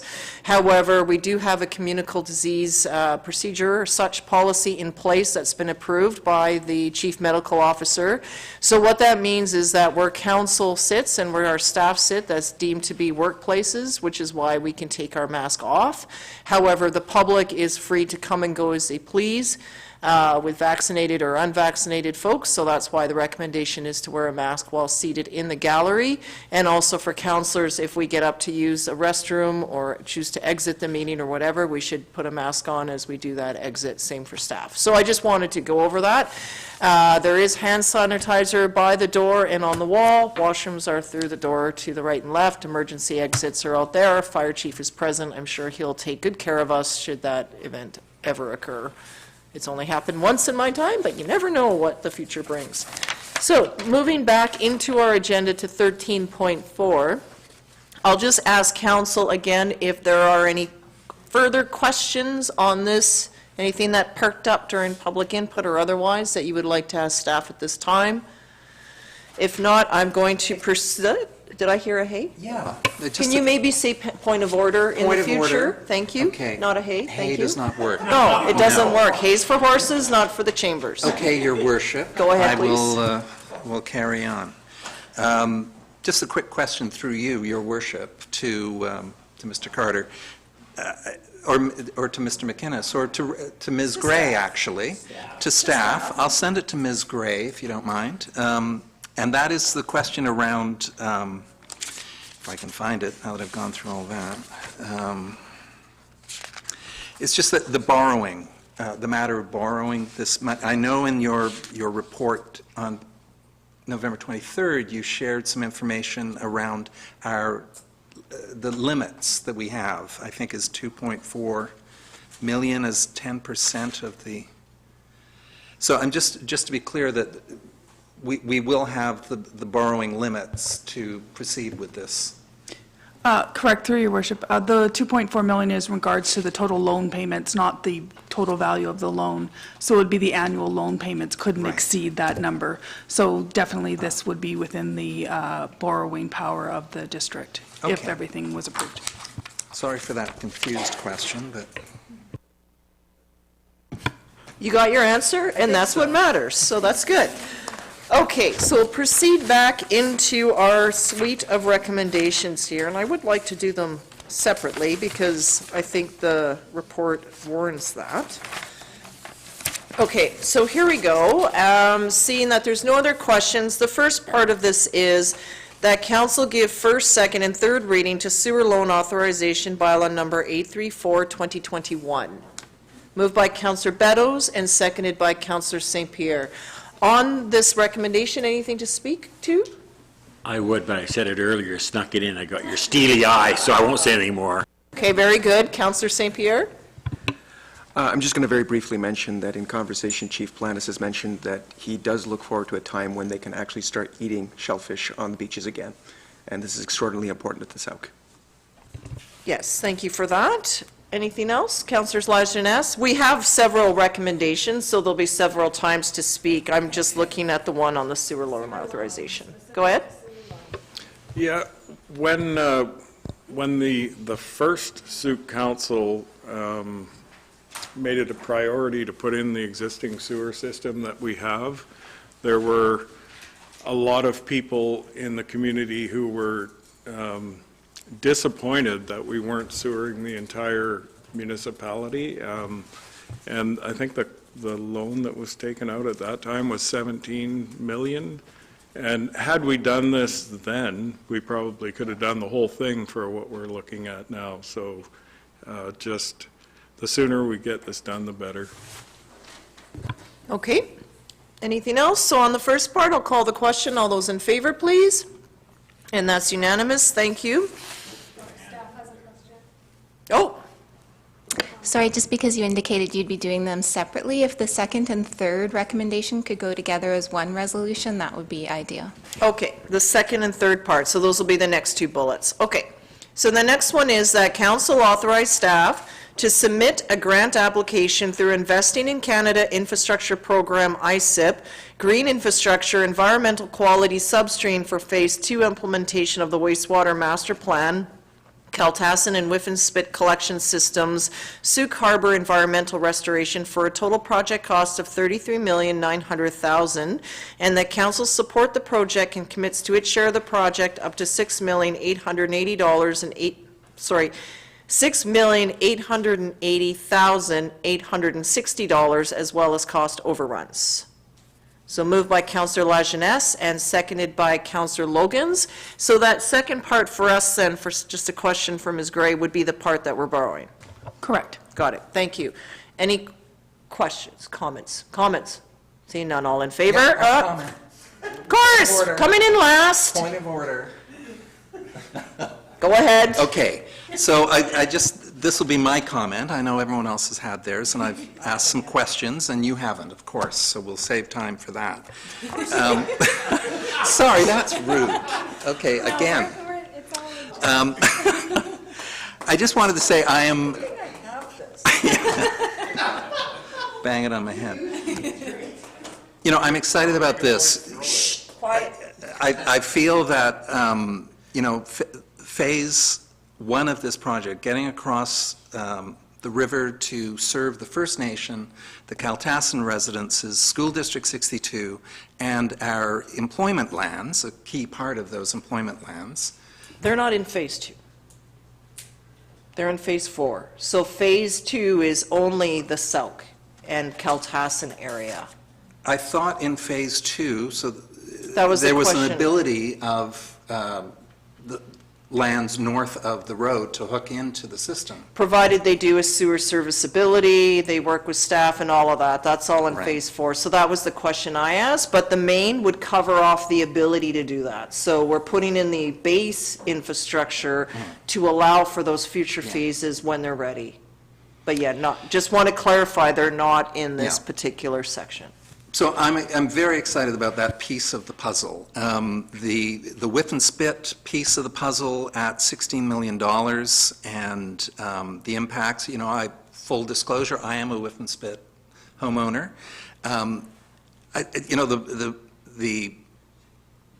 amount I'm going to have to pony up to participate in this is not the issue. The issue to me is the thought of close to 5,000 people living on width and spit. I cannot even imagine it. It's like some sort of science fiction future that does not dovetail with any of what I've heard in this OCP process about retaining a small town feel. The density on that highway, it's very challenging. And I know that future councils will be able to sit in judgment on rezoning applications in that area, and it will be up to those future councils to determine how dense areas do grow. So that's where my concern lies, but I'm not going to stop progress. So that's a valid concern, Councillor Bateman. One thing I've heard from a few Whiff and Spit residents, though, is that they want their family to live together. And wouldn't it be great if they could add a suite so that a son or daughter or a family could share together on the property and maintain independence with a separate unit? They can't do that right now because the septic field limits them. So in some cases, some families have moved elsewhere in the community or left the community because they want to live together and can't support one another living apart. So in some ways, we need to consider all pieces. Yes, anyone can do what they want with a piece of property as it changes hands, but there are cases where many family units are finding ways to support one another. There's a lot of studies in healthcare on better at home versus better than stuck in care, and a lot of movement. Also, the price of housing. When I was 18, the idea of living at home in your 20s, it was unheard of. You just didn't. And now it's a normal reality because of the housing price, where young people are staying at home much longer for many different reasons, but in some cases because renting a flat and choosing whichever one isn't an option anymore. They do need to live at home and commute to school or whatever to get a start in life. But it's not always easy as people grow to live under one room. So sometimes having an additional suite that allows for that independence provides more stability in the home as opposed to everyone under one house. Just a different perspective there. As a second comment, I hear what you're saying, and I have no problem with additional small numbers of people moving into Whiff and Spit. I just don't want to see a progression of Heron Gates moving down the coastline and spreading out through the heart of the Whiff and Spit area. And I think likewise the Kaltassan area that's home to a lot of truly affordable housing for residents in Sooke, and it too could be in some threat. But nonetheless, I am be voting in favor. Other comments at this point? We'll call the question. All those in favor? That's unanimous. Thank you.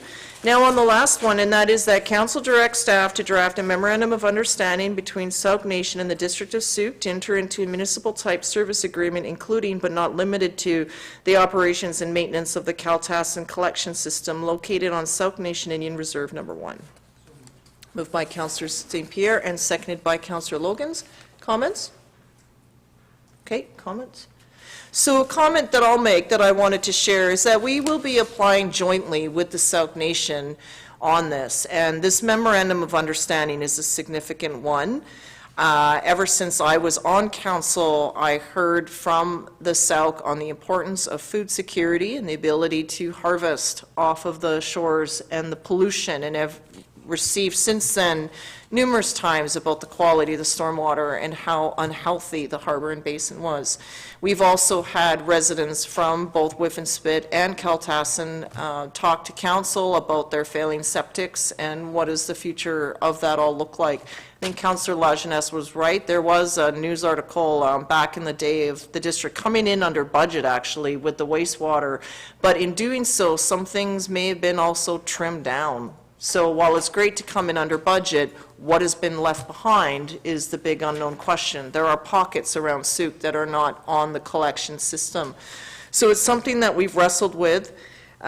Waiting for the funding windows is always an interesting one, because the federal government doesn't stick to municipal election cycles like we do. They do them when they want, I suppose, or it seems like they're annual or every 2 years.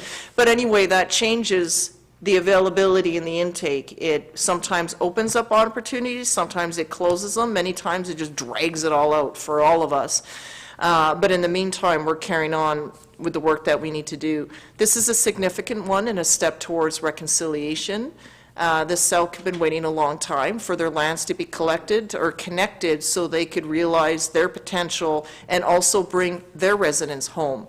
Many of their residents live not only not in Sooke but in other places, but also want to be connected back to their lands and their people. And these types of agreements and the work that we're doing together will enable the Sooke to realize and provide that housing for their membership, as well as their economic future that they want to do, and one that they're sharing with us. And we have a real opportunity to grow and share and learn together. I think what is important here, though, is the advocacy. ISIP grants make me nervous because I often don't feel that the federal government looks that far west, and certainly not to the island. Particularly, I mean, we had some success with the lacrosse box, but it took 2 applications to get it there. They didn't support us the first time, and so we beefed it up and made a lot of noise, and they finally did support it the second time. That project was 10 years in the making. This one has been, while it's been discussed for a long time, the detail, Councillor Bateman, I empathize, has come down fast and furious. It's the reality of it. We can blame the federal government, but we don't want to do that when we're asking for money at the same time, right? But I do think we need others to champion this. We know that we've reached out to those present or viewing. We have reached out to our MLA's office for support, Ministry of Municipal Affairs as well as to the Sooke Nation. I would also suggest that we write to our local MP, and I can connect with Randall Garrison just so that he is also aware of what we're advocating for, because he is in Ottawa and we need someone to potentially champion it there. So any outreach that we can do there, I think, would be very helpful. So it is a lot of information that's coming. I hear your concern as well. I don't think any of us want to see that type of intense development down into Whiffenspit. It's not meant to be that, and that's why the OCP, the zoning bylaw, is very particular. Public engagement and outreach to have members of the community speak when these items come forward in the future is also important. But I think also allowing the flexibility for residents to stay in Sooke and to grow and together in Sooke is also necessary, as well as the cleanup we need to do out in the environment. In the times that I've spent in Kaltassin, often what I hear is a very unique neighborhood with a lot of character that they also don't want to lose there. But at the same time, and even in talking to the Sooke, why is it that you dump everything you don't want in a community into our neighborhood and leave us behind with failing systems and the like? So we're righting that wrong now, and I think that is one that we need to recognize through this a lot. So kudos to staff for their work on this. This came up very quickly, and we needed to put all resources together while at the same time dealing with everything else occurring in our community, and it's a lot. So like everyone, why don't we have a committee of the whole? I think it's because we all just kind of need a bit of a break after this, and just some downtime to celebrate with family or to chill out or whatever it is folks like to do over the season. On a personal level, I'm just getting a bit meetinged out. So just get on with the show and have a bit of a break and come back refreshed and recharged, ready to seize the day in the new year. Okay, so I'll stop talking. On that note, I'll call the question. All those in favor, please? And that's unanimous. Thank you, everyone, for supporting this. And we're hearing a request for a health break. So let's do that. Synchronize our clocks. It's 8:56. I'll see you at 9:02.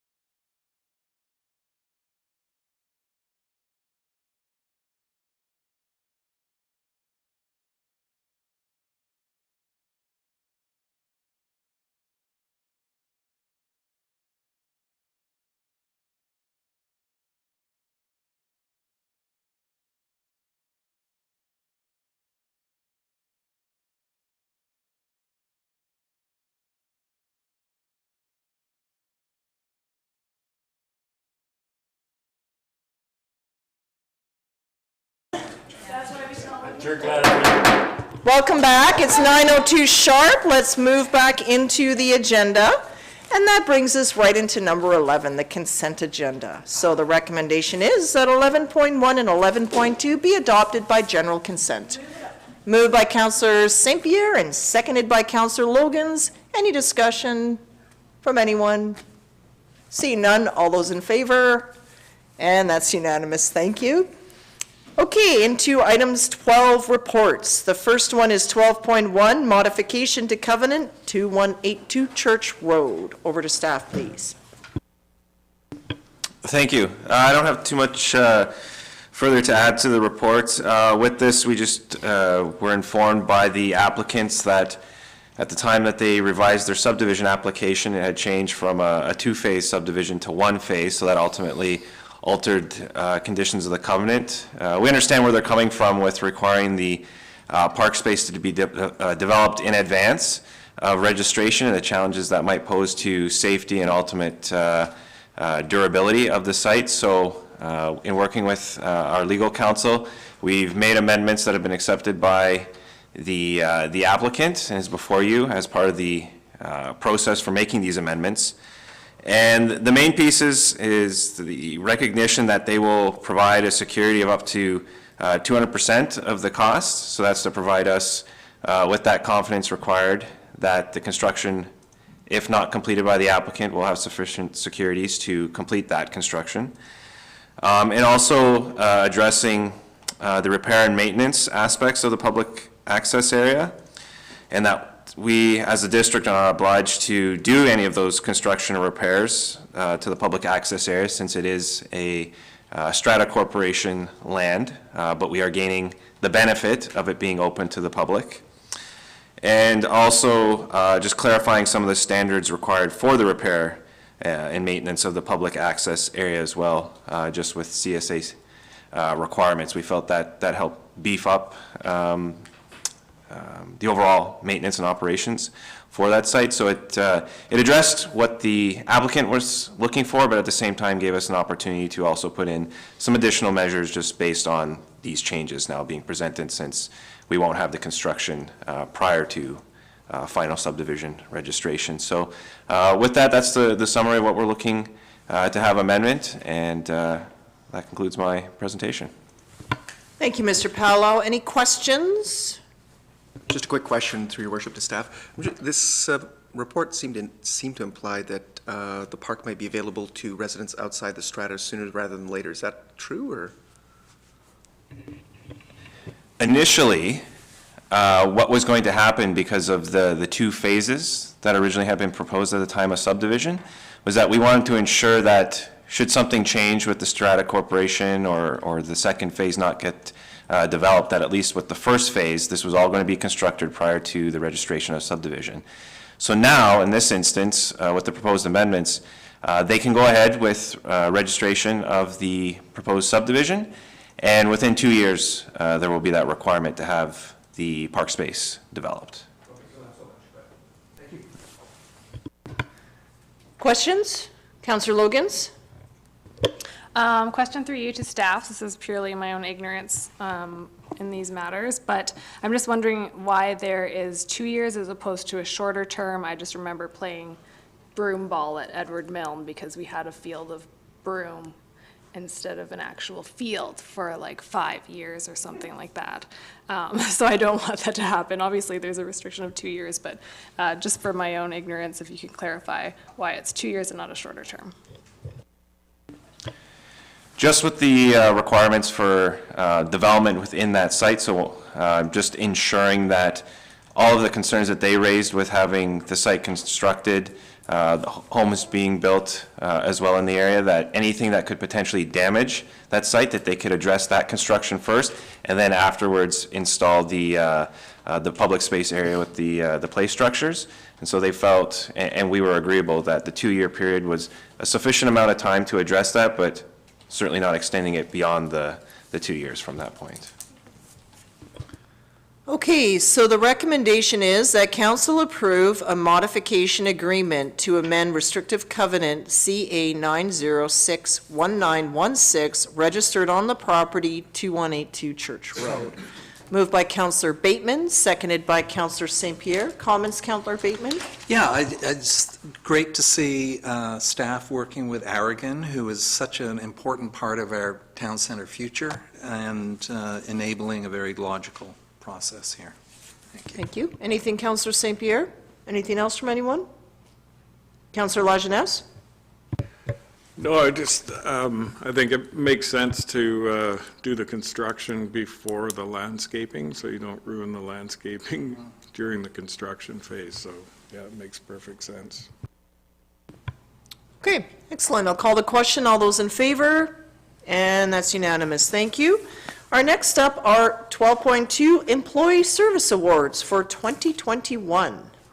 So pretty straightforward, but I'll still turn it over to staff. Take us through the report. Thank you, Your Worship. I wasn't actually planning to speak to this, but the report lays out there are 6 employees being recognized for longstanding service to the district, none of whom are in attendance for specific presentation, however, one happens to be here. Okay, so I think we all who know that individual is. We'll leave it at that, rather than make the said person stand, no, anyway. So the recommendation is that council acknowledge the following employees for their dedicated service and long-term commitment to the District of Sooke. Constance McDonald for 5 years, Jennifer Royal Collard for 5 years, Tara Johnson for 5 years, Julie Barlow for 5 years, Cassidy Thigard for 5 years, and Tony Bestone for 15 years. So that is the recommendation. Do I have a mover? Moved by Councillor St. Pierre, seconded by Councillor Logans. I'd just like to thank all those staff for their service, and I think what's been exciting is to see our staff members grow. Some have evolved into different positions from where they started with, but just to see that movement, the growth, and the work, and so forth. So thanks to all of them, and we wish you all another excellent 5 years, or 15 in one individual's case. All right, anything on the motion? Call the question, all in favor, and that's unanimous. Thank you. Thank you, Jen. Okay, next up is the development of waste management strategy. This is here for information. So it was an item that we had discussed. There's sort of a rationale here from staff as to proprietary information and the like that is in here. So on this note, I'll ask council any questions. The report's pretty straightforward. So the motion is then that council receive the report for information. Moved by Councillor Logan, seconded by Councillor Lajeunesse. Anything on the motion? Councillor St. Pierre. So just very quickly, I'm pleased that there's going to be movement towards doing this later in a more integrated way, but I am a little sad that we're not moving forward with the possibility of the large item pickup sooner, but I am looking forward to a better solution in the future. Okay, Councillor Bateman. Yeah, so I think the key words there were financially prudent, because when we discussed this initially, it made a lot of sense to have a yard waste depot and large item recycling in Sooke. We're not allowed to share how much that contract was going to come in at, but it did really highlight, as you state in the report, the need for investigation of a public works department at some point in the future. I'm also interested, I was speaking with our Director of Parks here at the Budget Open House, and she was noting there may be some small-scale pilot projects that might be operated out of the works yard.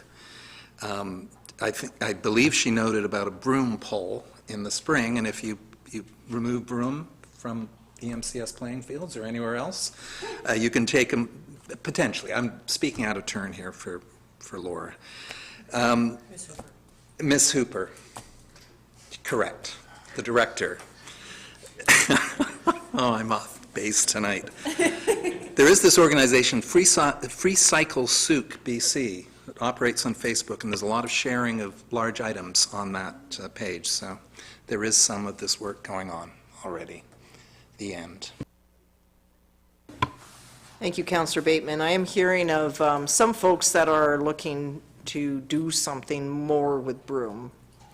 you know, there must be something out there. I had the opportunity to be in Scotland once, a couple of times, and I went to this place where they took heather and made it into gemstones, and collected it, harvested it, dried it, pounded it, dyed it, and made it into, no two are the same, and they're heather gems. So I thought, you could do broom gem, broom gin, broom something, broom tea. There's value in everything somewhere. I'll figure out what it is. Councillor Beddoes. You can make broom marmalade. That's right. That's right, Councillor St. Pierre. That is true. We have a chef in town that makes marmalade out of broom. No, it's really quite good. I just have to pitch in on the broom thing, sorry. If people start tearing out the broom, just keep in mind that it'll grow back really fast, okay? And probably several plants to replace the one. Best generally not to pull it out of the ground, cut it off at the stem, it'll rot out, it'll release nitrogen to the ground, you'll have fewer little plants. Just saying, don't rip it out, cut it off. There is a correct way to get rid of it. Yeah. Broom seeds actually last for 100 years. And they do better in fire. Yeah, they spread. Anyway, that's not on the agenda tonight, so I'm going to call a question and move us off of it. All those in favor? And that's unanimous, thank you. But it's obviously something we're thinking about. Okay, 12.4, Community Economic Development Strategy and Action Plan. Over to staff, please, for this one. Ms. Wilkie, are you still with us? Yes, I am. Can you all hear me and see me? We can, but I can't see you. Okay. My camera is on. We can see you and we can hear you. Welcome. Thank you for joining with us tonight. Thank you very much. I do have a short presentation that just hits the tops of the waves with the Community Economic Development Strategy and Action Plan. So I will attempt to share my screen and go through that. Can you now see the slides? We can, if you can just make it so that the one that it's in, that's perfect. Thank you. Okay, great. Okay, thank you. And sorry, sorry to be here from a distance, but I do appreciate the opportunity to present to you. So as you know, we've been working, the Community Economic Development Committee has been working on a CED, Strategy and Action Plan, over the past 8 or 9 months. And we have something now that we would like to recommend to Council. The committee does, and I'll go through that, some background and some inputs, and then just quickly the main parts of the strategy. So the background is that this strategy was developed as per Goal 3 of Council's strategic priorities to manage long-term growth while enhancing community identity, vitality, and safety. And it is indicated there to develop a strategy. So Council appointed the committee with a mandate to promote CED initiatives, engage and communicate with community groups, business owners, and members of the public, and facilitate economic development and the planning and use of community spaces and resources, while advancing economic, environmental, and social goals. And the committee was supported by a Community Economic Development Officer, which is myself. Oh, I'm sorry.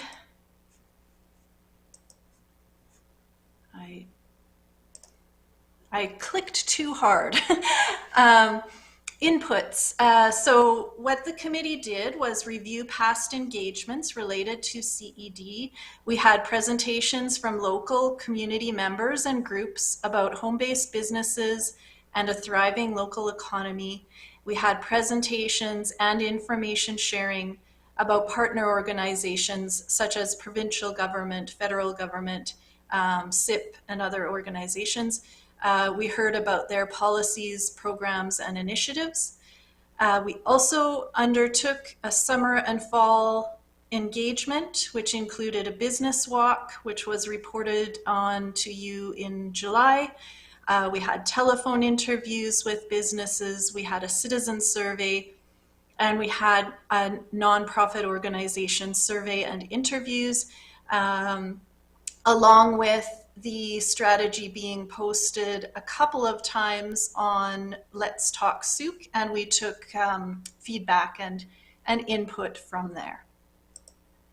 The vision in the draft CED strategy and action plan is Sooke's community economy realizes environmental, social, and economic co-benefits for all residents and citizens, is grounded in its vital partnership with the Sooke First Nation, and is low carbon resilient, diversified, resilient, and adaptable.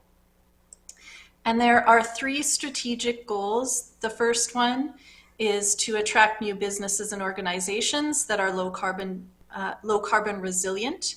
And then there's a definition included with further detail about what low carbon resilient businesses are to us. Strategic goal number 2 is to support existing businesses and organizations to grow, thrive, and create jobs. Strategic goal 3 is to augment opportunities for all Sooke residents to contribute to, participate in, and benefit from a healthy community and low carbon resilient economy. So under those 3 strategic goals, there are strategies and actions included in the document that you've seen.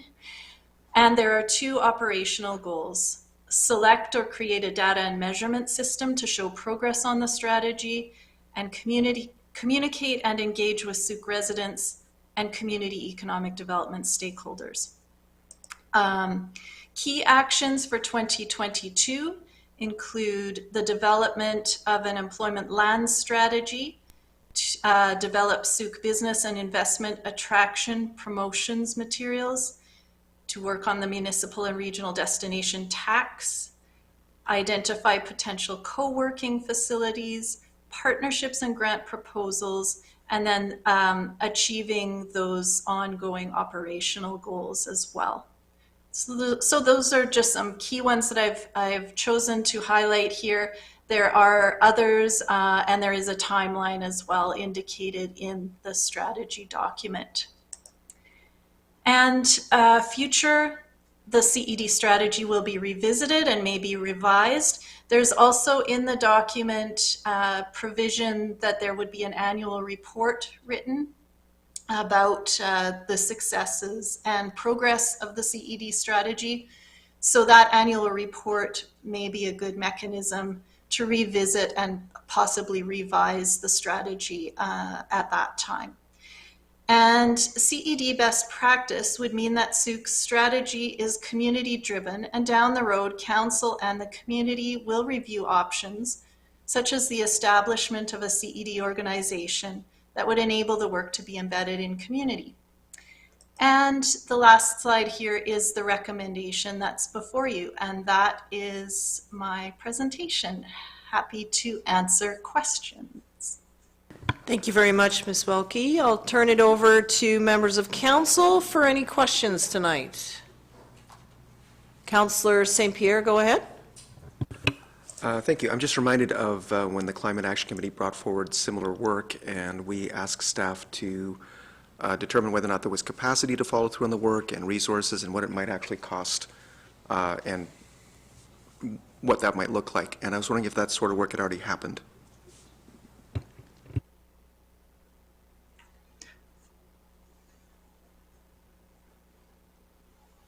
Sorry. Oh, your microphone. Was your microphone on? Oh, no. No, I just turned it off. Oh, it was on. Okay. To staff then. Yes, it would be good if you could repeat the question, please. Okay, can you hear me? I'm not sure. You can hear me? Yes, I can now, yes. Okay, good. Sorry. I was just saying that I was reminded of previously when the Climate Action Committee brought forward a similar report, and staff was asked to basically determine what sort of resources and what sort of implementation strategy might be appropriate. And I was wondering if that work had already been done.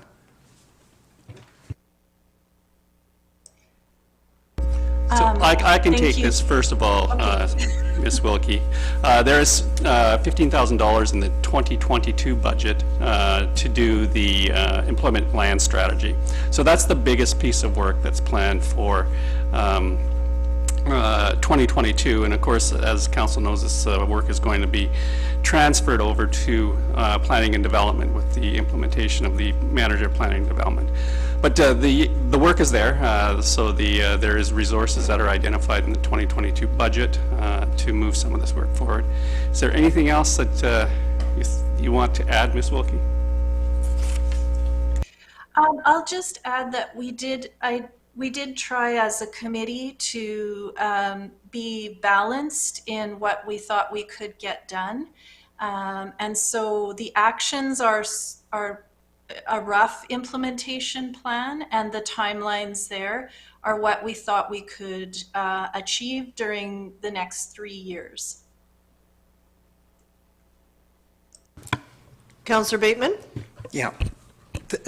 Through you to Ms. Wilkie. Thank you for the report. It's very exciting. It seems to hit so many high points and interesting directions to pursue the new community brand. I was curious about the CED Commission. What might that look like? If I'm using the right language. Yeah, I think we've got more wording like an organization or an arm's length kind of organization. And there are several models that we could look at. The city of Nanaimo has recently set up a corporation that is for economic development purposes. So all of this is in the future to kind of explore, but we have reached out to a couple of places, and the committee may hear presentations from them in the new year. Okay, thank you. My other question regards this new position of Manager of Planning and Community Economic Development, and through you to perhaps Mr. Bylaw, how do you see that individual taking this strategy and working with it? So I think one of the key pieces that Mr. McInnes identified was the employment land strategy. So certainly at the beginning of next year, getting that rolled out as soon as possible. So that would be a key piece for the manager of planning to project manage and bring forward that update of information along with the other action items that have been identified. Certainly I would assist in a lot of that work too, but that would ideally demonstrate the collaboration between what we're establishing now with community economic development and planning and development under one department and moving that forward. So ideally what we see is a good understanding of the regulatory framework of those pieces now coming together and making sure if there's components in our land use policies that it makes sense and that it has teeth to move forward and be quick for further implementation. But certainly the employment land strategy is going to be the big key piece to focus on next year. Other questions? Okay, so the recommendation is that council adopt the proposed District of Sooke Community Economic Development Strategy and Action Plan finalized by the Community Economic Development Committee on November 26, 2021. Moved by Councillor St. Pierre, seconded by Councillor Lajeunesse. Anything to motivate? Go ahead, Councillor St. Pierre. Just very quickly, I think this is wonderful work, and it really dovetails nicely with the rest of the work that's been happening from the other committees, especially climate action. And special thanks to the committee and to Councillor Lajeunesse for his work on the committee. Excellent. Councillor Lajeunesse, then Logans. Yeah, I just want to thank Ms. Wilkie for all of the work that she's done on this, and it's good to see you, and we miss you. Thank you. Councillor Logans. Excellent work on this. I'm really glad to see that the committee has come this far and has created such an in-depth strategy of many different avenues we can take to become a more economically sustainable community, if I can say that without getting tongue twisted. There are a few things that I don't agree with in this, in particular, the activities that would increase our greenhouse gas emissions. So historically, we're a tourism town, not historically, recent history, tourism destination. I think we will continue to be such, and I think there are other ways to attract tourism to our town that don't require us to do the legwork in terms of like specifically attracting tourists that will increase our greenhouse gas emissions and promote a more car-centric community. Since we're so spread out in terms of what we have to offer for tourism in this region. We absolutely need to support tourism operations in our community. They've built up a great reputation for our community over the years, and I argue that we should focus on tourism, but in from a different perspective, which would be tourism in your own town, and find ways where we can initiate stronger connections between our residents and the local tourism businesses rather than bringing in outside tourism resources. I think if we turn that lens on several different activities within this action plan, we can actually attract tourism just by default by being a more vibrant and energized community. For instance, when we look at, I forget which item it was, but one of them was looking at creating a world-renowned event in our community. I would prefer that we're world-renowned for being a connected and vibrant community, one that looks after each other. I think we're headed in that direction anyway. It wouldn't be hard for us to foster that. And I would argue that using the same funding and energy to create, rather than creating a world-renowned event from nothing, to use that funding and energy to create a multitude of local cultural and neighborhood events, I think that would have a greater impact and also attract that outside tourism. I think I'm thinking back to like the Sooke Harbor Festival, which I started a few years ago, which was a kayaking paddleboarding race in the harbor, and the basin, for instance, would be a good example of that. We don't have any activity that promotes our water features in this community. We don't have any local events that allow or really increase our community's compassion for the water features in our environment. So those kinds of events would be really beneficial as well. And they do by default attract people from outside of the community, but also allow us to have a lot of local interest as well. I just feel that there are 4 or 5 items in this that are very car-centric or are very externally focused that don't have to be, because there are other ways included in this report that can attract that by default. And I would rather that our energy be spent on those local ways than focused externally. I just want to make sure that I've covered all my notes on this, although you probably had enough of me speaking.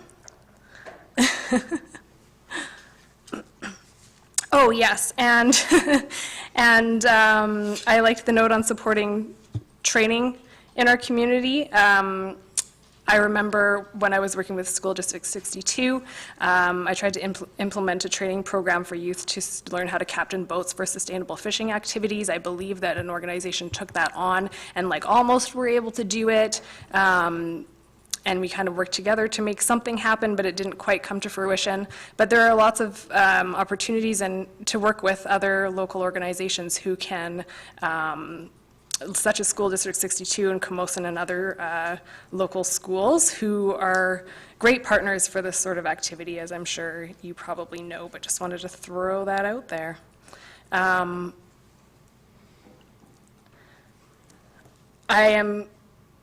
I want to support this. I just want it to be also slightly better in terms of improving our environment and local economy. Thanks. Thank you, Councillor Lokins. Councillor Beddoes? Yeah, a short comment. I really liked, through your worship, I like your statement that you're going to keep the goals realistic. And I think you have done that, and I appreciate it very much. Nothing worse than trying to deal with the pie in the sky, which we know won't happen. These goals that you've outlined are realistic goals and can be achieved in the years to come. So thank you for your work. Anything else? Councillor Bateman? Yeah, I think there's 33 different points in this strategy.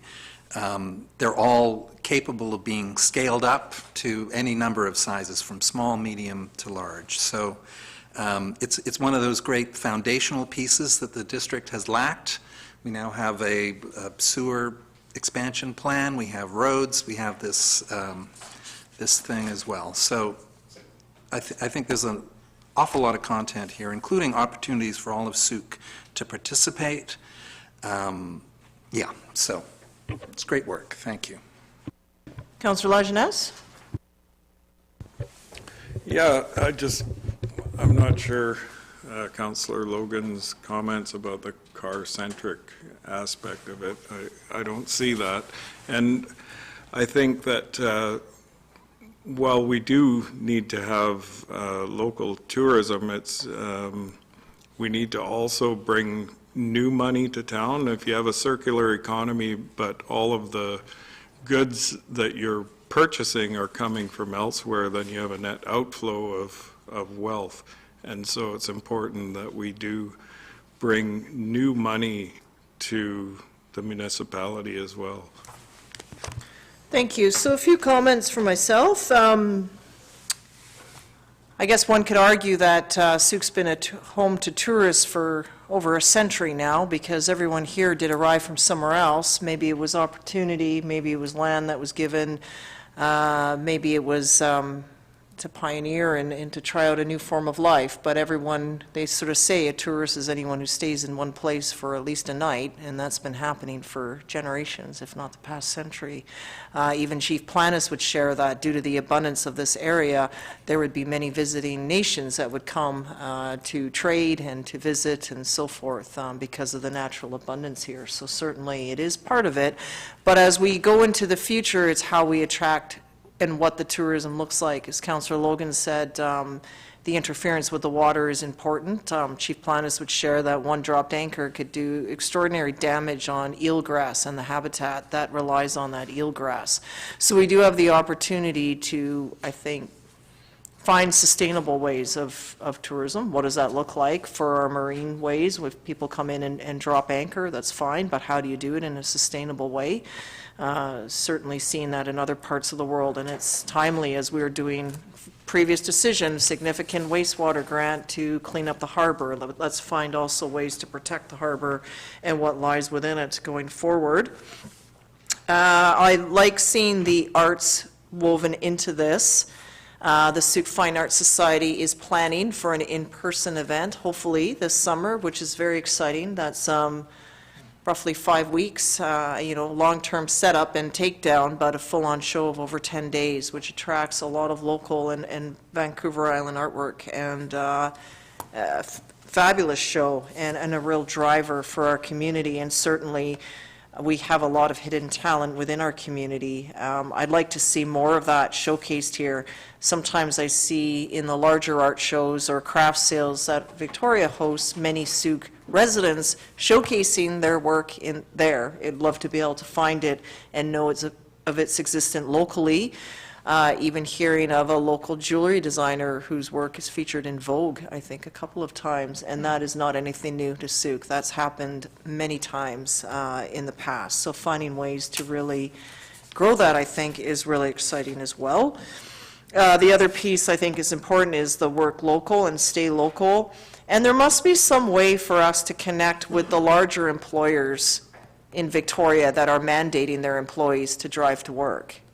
There's a few, and no matter what you do, they're insisting that COVID is over, those folks must come in and out and drive in and out. So how do we work with those larger employers to find policy that demonstrates that their employees can have success working here?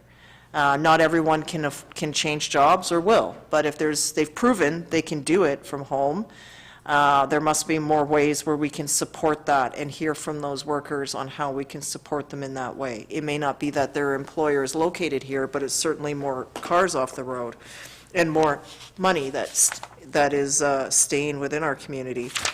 The other piece that I just wanted to add on, that I'm seemingly now forgetting, but I think it's all built in here, so it's probably something I've mentioned and now I'm forgetting, but I'll leave it. But anyway, the connection to EMCS is important, even tying into C-Park and a lot of the young people that are working there. There's extraordinary talent within our community, and finding ways to support young people on their journey, even to attract them back to Sooke, is essential. So I like the pieces in here. This is my point of how the committee is going to work with the landowners, the commercial space, to ensure that we're providing the space that we need. We certainly heard it from a delegation recently, and we know that some of our local businesses are displaced when larger chains come in. So we need to find a way to stop that in whatever way we can, and to continue to have these local businesses transition out of home and to stay, where possible, standalone businesses, and to have success in those opportunities there. But yeah, you hear of young people working in Dubai, in Abu Dhabi, they're winning Master Chef awards, they're in Juilliard. There's a lot of talent in our community, and I'd like to be great to have it return back here and do dynamic things in the future. Okay, so I'll leave it at that, and we've moved it and seconded it, so I'll call the question. All those in favor, please? And that's unanimous. Thank you, everyone, and thank you, Ms. Welke, for your work and for joining with us tonight, and all the best of the season to you and yours as well. And to the committee for their work. Okay, so that brings us to 12.5, report on the 7% in alignment with the draft OCP policies.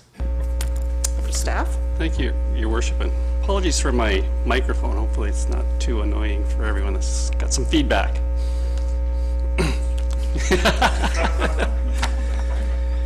So thanks, Your Worship. I want to take a quick moment to thank Ms. Carolsfeld, who's here, who authored the report tonight. She's here to answer any technical or data-related questions that we may have. Also, Ms. Boquist and Ms. Wilkie for their work on this report.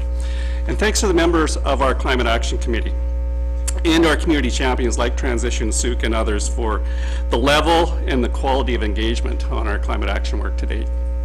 And of course, thanks for the work that Ms. Russell has done on exceptional work on the 7% solution.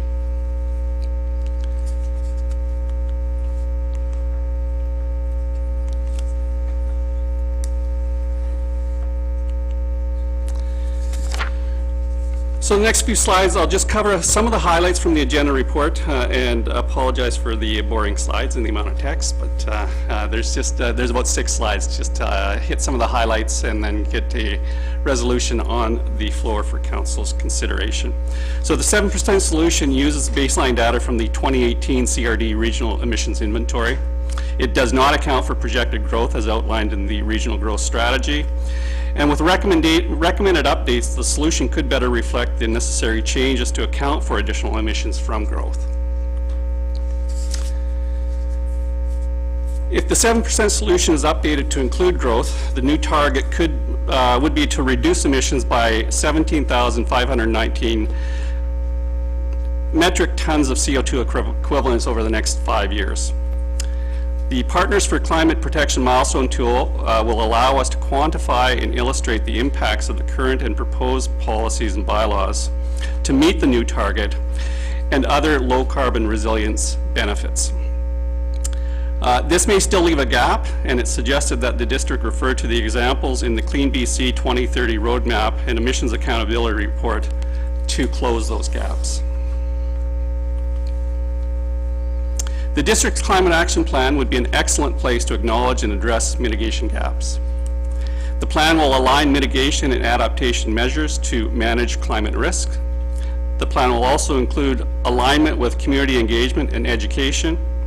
And the plan will also address issues associated with climate justice and social equity. And just as a refresher, on the screen is the strategic framework for the climate action plan. So the components for mitigation, adaptation, and the stripes across the bottom for engagement. And education, leadership and governance, and climate justice and social equity are the components that are proposed to be in the Climate Action Plan. Not all of the components will be in the first plan, but the process is meant to be iterative and as we continue to build capacity and knowledge. And finally, Your Worship, there is a tremendous amount of work and recommendations being done by various work groups that the Climate Action Committee has formed. This work is being undertaken by knowledgeable and dedicated committee members to the benefit of our community. This report outlines a number of logistical, legal, and financial implications to considering recommendations in isolation. This report suggests that focusing the working group's efforts on completing a climate action strategy will help to align district resources, especially now that we have dedicated resources for climate action, and will allow Council to evaluate the full scope of recommendations of the Climate Action Committee. And with that, I will leave you with the recommendation that Council direct staff and the Climate Action Committee to complete the draft climate action strategy for presentation to Council, and be happy to answer any questions that you may have. Thank you, Mr. McInnes, for your presentation, the report. Questions from councillors? Councillor St. Pierre, question? It's been one of my ongoing questions, is just, do we actually have the tools in some cases to accomplish everything that's actually here? And specifically, I'm talking about new development. I know that we need a certain amount of new development, especially in terms of actually improving our infrastructure, managing our stormwater better, getting our pedestrian cycling infrastructure in place, local economic development, affordable housing. Everybody recognizes that those things are needed and that everybody wants them to happen, and this is new development we want. But when I see new development as a category, I feel like it really needs to be defined given how many exceptions we actually want to include. And I don't know how much work is going to be involved in terms of developing a policy and how actionable this is, just because of how many exceptions we do want to include. So how much work is this going to take, and can we do it? And once we've got it done, do we have the tools, jurisdictionally speaking, to actually stop the development that we would like to not see happen? So I guess that's a little bit of a complicated question, but there you go. I may defer to Director Paolo to talk about the OCP and the land use planning tools that we see, but on the climate action side, the report suggests that the Partners for Climate Protection milestone tools are the tools that we use to track and see how we're doing in, with the goals that are ultimately approved by Council.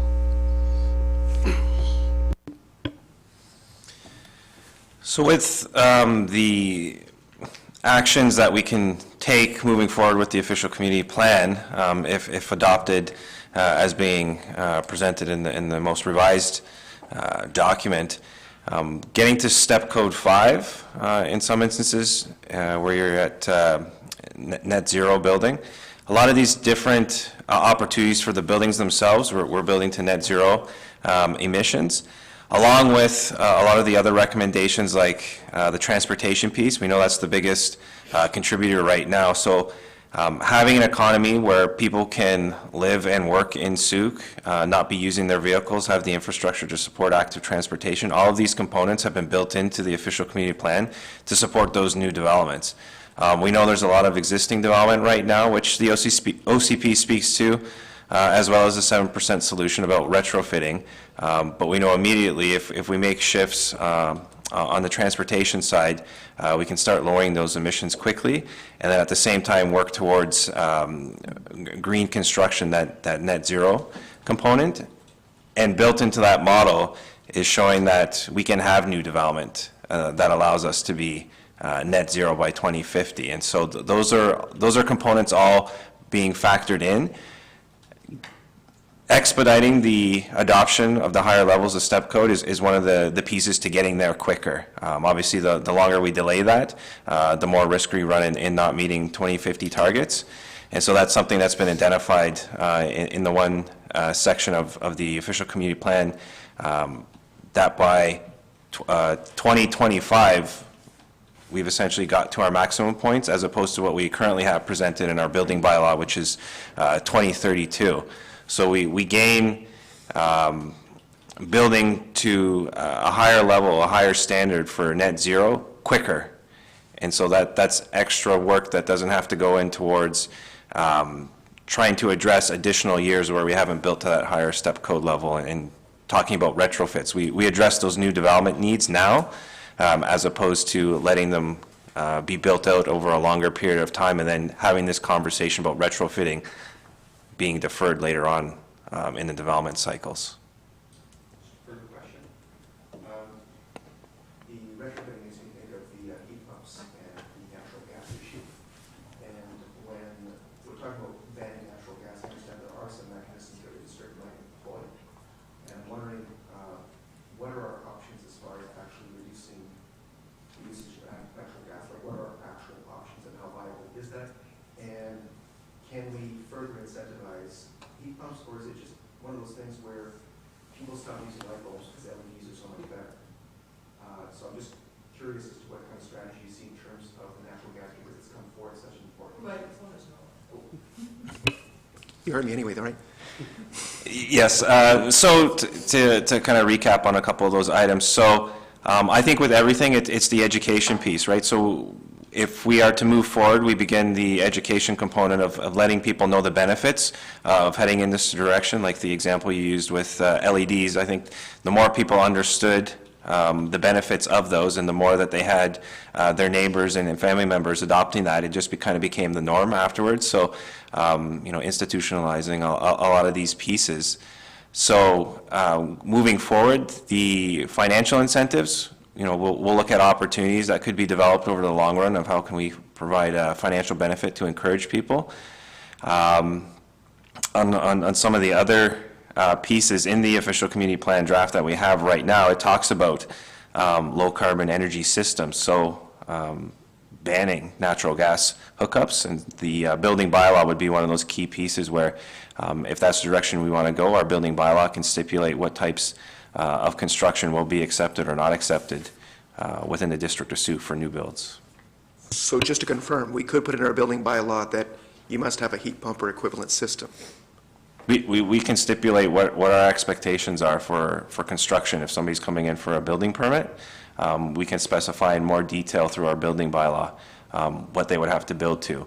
Certainly the step code is one way that would help us get there, but we can detail in our bylaws, like we do in many other instances through the bylaw process, specifically what the District of Sooke is looking for construction. Good news, and thank you. So I have a couple of questions. Maybe Mr. McInnes, you can help me with this. So just one point on the natural gas versus hydro. In existing build-outs, it comes down to price point. The natural gas, like to heat your home. So I use my own home as an example. $100 to heat with natural gas, $400 with hydro. Which option do you think we're going to choose right now? Heat pump, sort of doable, I suppose, but the design of the house has limitations to it. So I'm thinking about it because of a reno that we may need to do. But I don't know. I don't take someone far more building savvy to figure it out. But right now, it's a non-starter, and many folks are in that same predicament.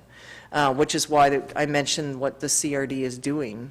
So I think that really needs to be explored, because if it's renewable gas from the landfill that's feeding this, and whatever, I'd like to know what Fortis is doing before we shut it off, because I think it would cause detrimental hardship on our community. So I'd like to see that explored.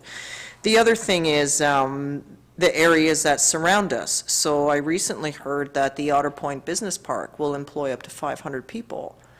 It was so that would actually be more than what the mill had employed at one point in time. Now, how many of those are local residents or Otter Point or beyond residents, I don't know. It's not within our jurisdiction, but you've got to drive up Otter Point at some point to get there unless you live next door to it. So it's also what's occurring around us. There's no contribution to our road network. It's just traffic on the road, and there is absolutely no bus service that runs out the way that works for those people. So how can we get information, say, on what is being planned and what's occurring up there? It's not within our community, but 500 workers, 2 trips a day is 1,000 car trips. What about the growth occurring outside of our boundaries? In Shirley, Otter Point, further westwards on the Juan de Fuca. You know, I picked up my son today from daycare. We're at the end of Grant Road, and it took quite some time to turn because there's a lot of traffic moving in both directions. And every morning sometimes, you know, it'd be 10 o'clock, and I had an interview with the media, and I'm like, all these cars coming in and going right through Sooke. Where are they going? Is this tourism? I know surfing's on, so we hear in the other report about tourism, you have to drive to move a surfboard to Sombrio. I don't think it's that easy on a bicycle. I could be wrong, but I think it's going to be tough. So there's other factors that impact us, and it's not just us. It's what's occurring with our neighbors, and what are they doing? What plans are they doing, and how are they growing, and how does it all weave in together? So we all share that same highway. I mean, I heard in the middle of summer with Fairy Creek that there was, you add 1,000 cars, 2,000 cars a day to support, you know, the people have a right to protest, that's fine, but there were 2,000 additional vehicles on the road that day, all coming through our same network. So how it all fits together, and that's where I like sometimes to do things regionally to gain a bit more perspective. It's the same carbon sink. What lands have the CRD bought? They bought more parkland, protecting it in perpetuity. So how does that impact us? It all flows together. So that's where it's you can take ours out, but if the Juan de Fuca doesn't meet their objectives, then how does that impact us? Or what if they do and we don't? What if East Sooke does and doesn't? What about Machosen, who's very car-centric? Not a lot of commercial growth there, but it all flows. And then, you know, I hear some don't want, you know, want Canadian Tire to locate or those big box stores. Well, where do you get sporting goods? We want our kids to be active. Where do you get a baseball bat? Hockey glove or gloves, padding, anything. If you don't drive to Langford, you're buying it on Amazon. Which would you prefer there? I don't know. Like, I don't know, but it's all things, I mean, they're tied into the CED strategy as well, and it's tied into this as well. We encourage more sustainable tourism, but the hiking and the places where people want to visit are not necessarily located in Sooke. Some of them are, many aren't. So then what? Mountain biking, the local bike club, which is great, has finally signed an MOU with the CRD to promote and do work in the C2C up, which is great, long overdue, glad to have it, because it's taking all the cars that would go to Zuhalem to perhaps stay and ride here locally, or folks to bike here locally. So there's just a lot of moving pieces. So that's why I just struggle when someone says, you need to do this policy and stop all of this. I'm like, but there's these other pieces. We do that. It still may not impact our numbers because of what's going on around us. So I don't really have a question there, but I'm just stuck a bit. A couple of responses, if I could, Your Worship. And that's sort of the spirit of the recommendation, is to have the entire suite of recommendations so that Council can see the cumulative effect of what the Climate Action Committee will be recommending.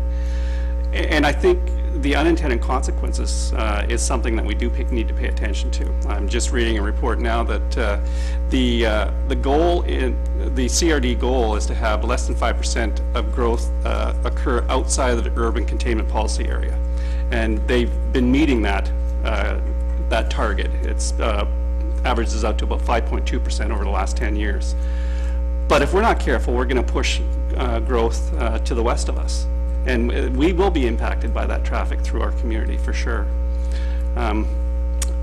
Mr. Powell suggested that you know, we may have the ability to, through a building bylaw, to influence utility companies. I need to do some further research to understand what our obligations are with our rights of ways. So we may not be able to have Fortis come in, access our rights-of-ways. And there could be the potential for those hookups to happen without a building permit after the fact. It may require a highway use permit on our part, but having it in the building bylaw at that point won't help us. So these are complicated things, and I understand the urgency of them, and I think that the balance between where we are now and where we get to is part of the spirit of the report in front of council this evening.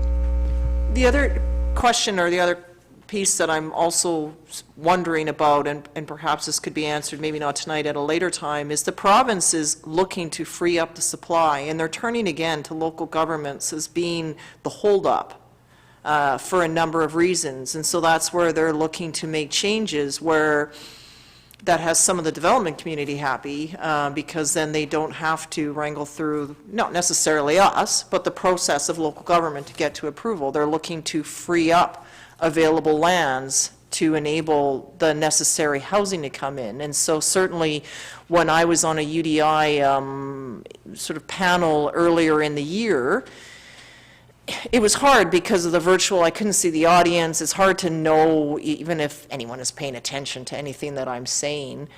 But part of it was, you all need to do, you and Sooke, need to put in so many units. And while you may have had that one year, what about the years to come? And so all of that is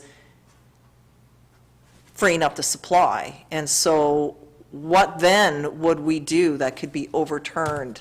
This might be something we would nice to do, and the province would say, you're holding up the supply, you can't do that. Like, I don't know, I think they're still in the consultation piece with local government. I don't think anything has come through. But it's interesting to see this, because certainly when the Liberals held the power, that was certainly it. They were pointing it right at local government, about lightening the red tape. And now, even with there's a change in government, we're seeing it shift back. Local government is holding up the supply. And they want to find other ways. They're examining the whole public hearing process, and they're doing a number of different things to get the supply on quicker, where you don't even have to come before council for X, Y, and Z. So I think it's still there, but do you know any more? Because that'll obviously have another impact on what we can do, and what the province will say, no, you can't do that. And they're serious about it because of the need for housing. Had that exact discussion with the Minister of Municipal Affairs last week during dinner. And yeah, that focus is certainly still there, that the supply side of housing is a responsibility that we need to do better at the local government level as far as the province is concerned. Our $500,000 grant to do our review process is going to hopefully give us and other communities across the province some insight into how to find that right balance. And that's why tools like a good official community plan really are going to be essential going forward, because we're going to have to rely on those policy documents in order to state our case. So with the council direction early on, just on that note about having a sort of lean and mean OCP that focuses particularly on land use, is that still being met by the consulting team? Because I'll say in the earlier draft, it wasn't. It took me down so many, I got distracted from land use and transitioning, and getting the supply into all these other places that were so far removed from land use. And I haven't had an opportunity to look at the next draft, but the first draft certainly, I feel, did not meet council's intent. Again, I may get Mr. Paolo to comment on this, but there are emergent issues that I think deserve some consideration, and most of the policy things in the draft OCP did fit nicely together, but I do not disagree with your comment that it has moved away from the things that I certainly first sat down and talked with council 2.5 years ago about what we needed with our next OCP.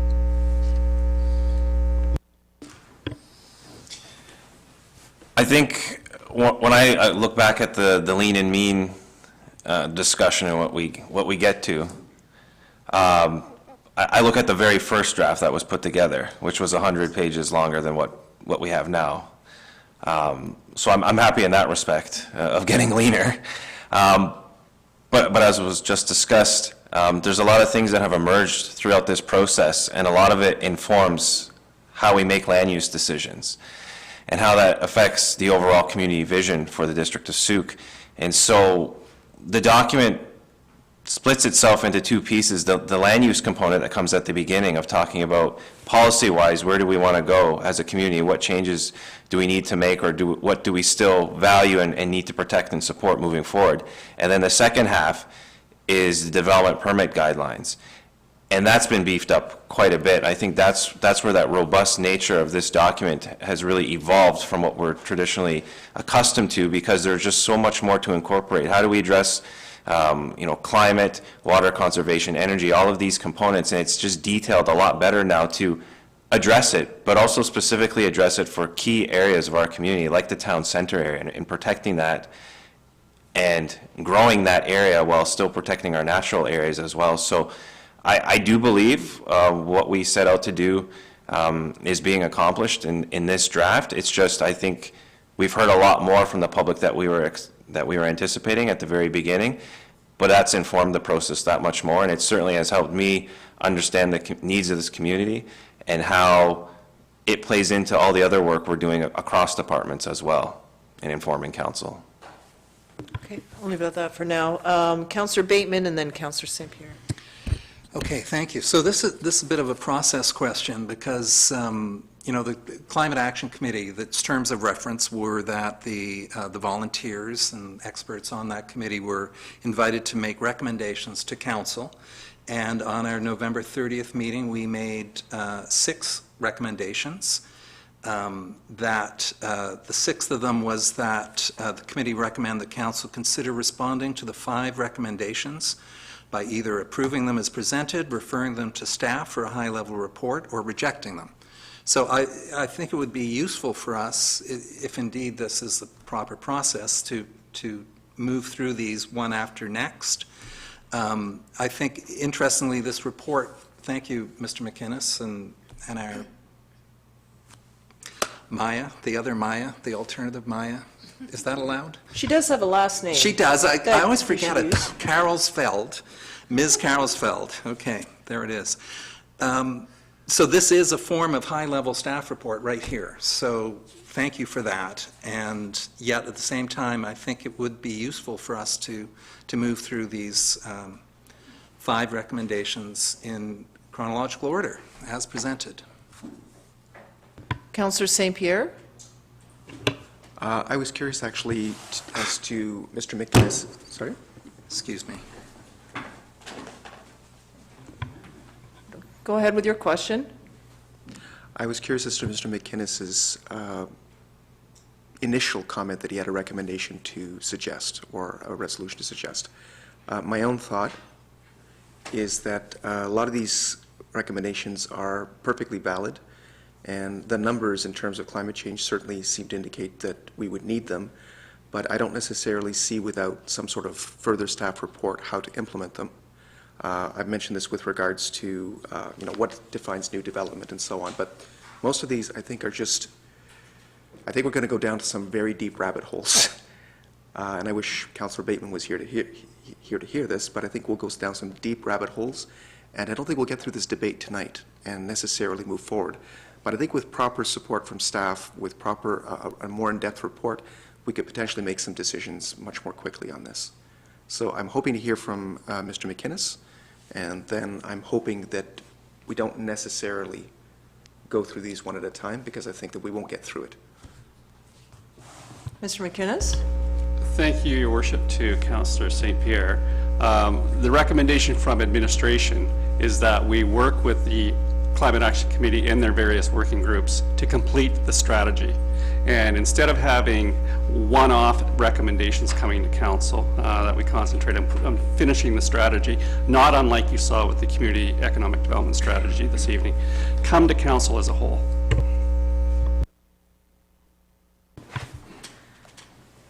Okay. Councillor Beddoes?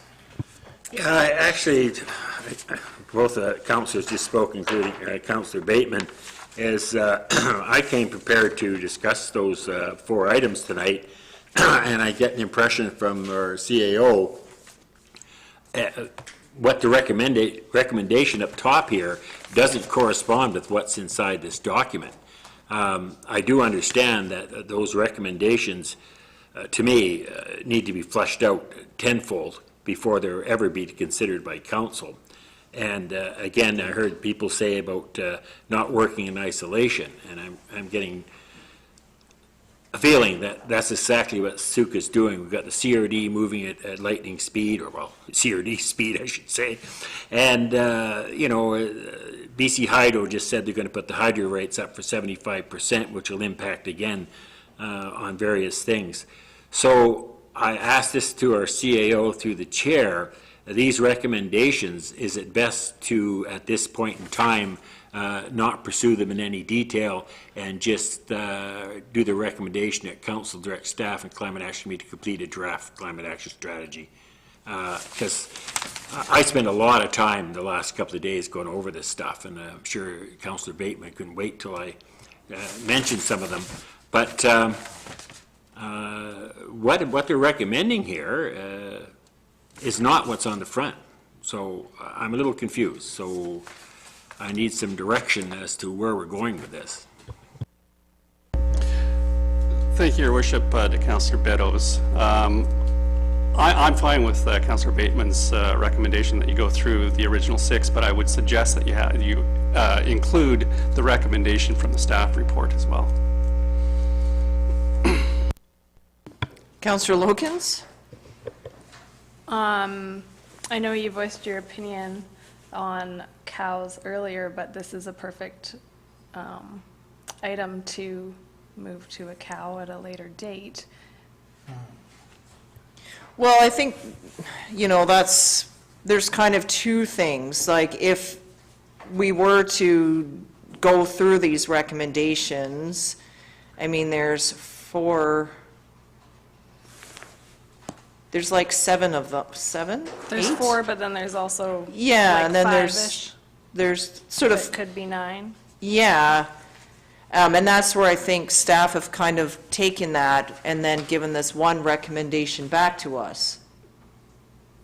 Right? So it doesn't eliminate that. It's just, for me, I don't have enough information to make, like, if I took just the CAC recommendations, what I don't know on that is how it's going to impact in, like, what does the land use committee say about it? What about the OCP committee? What about the other committees that we have? Never mind the stakeholders in our community. What is transit, or, you know, all the partners and individuals and groups that we work with. What is that impact back to us? It's not there. And then in terms of your earlier comment, how many people will be put out of work? And also will find work in town and commute. Well, if you're not going to build a house here, you will build one in Langford. You won't necessarily retrain. It'll depend on where you're at in your career, your age, and your economic means, but you'll go to where there's work first. So can I move that we postpone this to a cow? Or I think that's where what staff is doing here is, instead of these ones off, is they've come back with this one recommendation. I understand. to I would pass just it. prefer not to have the time, I'm speaking, Okay. sorry, I would prefer not to have the time and energy spent on making that full draft if we're thinking of something here that just shouldn't even be there, or want to add something or whatever. I just feel like there's a lot more information we could have a informal discussion about and have more people at the table to inform us before putting the time and energy into a draft, like from a council perspective. Okay, so is that your motion then, is to postpone? Are you making that? I'll make that motion. Is to postpone these, so what are we what are we postponing? The staff recommendation? The report for further discussion. So this report, I see, so just take this whole report and move it to a Right. committee of the whole? Yes. Okay. And then we can have a fulsome discussion about the whole shebang. Because as Councillor Beddoes, I am prepared to speak to it tonight. However, it's 10 after 10, we have other items on the agenda. There's a lot of discussion that could happen here, and I think it deserves to happen, so it would be nice to have it at a CAL where we can actually spend the time required instead of just being tired and sitting here Yeah. debating things. Okay, so council, okay, so I'll go to you for that motion, but Councillor Bettles wants to speak. Is it on this? Well, it is, because I was before you recognized. Microphone. Sorry. Before, I didn't know if you were recognizing Councillor Logan's, because I had my hand up. But I was going to make the recommendation that is here. And the reason I was going to do that is, maybe it's out of order, because you've got another one on the floor without a seconder. I have no idea what. It's not on, there's no motion, I went to Well, you. anyways, there's a lot of things here to discuss, but I don't think we have the information to discuss it yet. I would like to send this back, the council direct staff, climate action committee, complete a draft, a more robust report of what some of the ramifications of these things. And I'm happy with that. I think that, again, it comes down to having some. Okay, you made a motion, but you haven't seconded it, so you can't speak Okay, to it. I'll make the motion then? I didn't know if I was making. I was going to go to council, well, you said you would make a motion, Okay, I'll but then make you the motion didn't. But then. then I said I would pause you because because you wanted, so I'm trying to get some clarity here, because it is getting late. I'll make the motion then, if you wish, that the council direct staff. Make the motion because I've made the motion. Okay. Because, fine. okay, just stop talking. Good. Everyone, thank you. I said I would go back to Councillor Logan's for her full motion because I thought you had a question around process. So Councillor Logan's, make your motion. My motion is that council postpone consideration of this report until the next committee of the whole meeting in order to, yeah, I'm going to shut up. I'm just trying to, motivate. Is the next, yeah, don't do that. So next, is that, will that work, or do we have, I'm not going for a seconder yet, because when we say next scheduled, I don't know what staff have in the hopper for the next scheduled committee of the whole. So it could still be 10 o'clock by the time we get to this. So An can we, upcoming was my original okay, motion. so can we say upcoming committee of the whole meeting? Because next implies the next scheduled one, and I don't know what's on it. So can we just finesse that, and then I'll go for a seconder? Or does it have to be the next scheduled meeting? You know, we could debate that for 10 minutes if you want to. I know, but let's just get the language in here. Okay, until an upcoming committee of the whole meeting. Good. Do I have a seconder? Seconded by Councillor St. Pierre. Speaking to it, Councillor Logans. I understand the desire to move forward with the recommendation. However, I don't agree with having a full draft strategy in place before discussing it further. There's no urgent time frame. While climate action in general is urgent, it would be great to go through and discuss these in more detail with more detail. Thank you. Seconder, Councillor Bateman. Yeah. So every night these days, I have to make an apology. So that storming out of the chamber was like some regressed child. Anyway, could have been, it was a health break, as it turned out. I think these are important matters to have a reasoned discussion about. Ms. Russell has prepared an in-depth report so the agenda for this committee of the whole is ready and available. We do have this report, which is a high-level staff report. The key thing with this, as the CAO pointed out, the Climate Action Plan framework and the launch of the social mobilization campaign will be the work of the Climate Action Committee over the next 6 months, its final 6 months. However, this was the final hurrah by the Climate Action Committee 2021, which followed the 7% solution and puts it into context. So I think these would be a good subject for a half hour or 45 minutes at a committee of the whole. So. In 2022. In 2022. Councillor Beddoes, then St. Pierre. Yeah, I disagree. I think we're going to be, there's just not enough information on here that we're going to have a discussion, and we're going to be exactly where we are now, and going to staff to, what is the ramifications of all these things, up and down the line throughout their neighboring jurisdictions.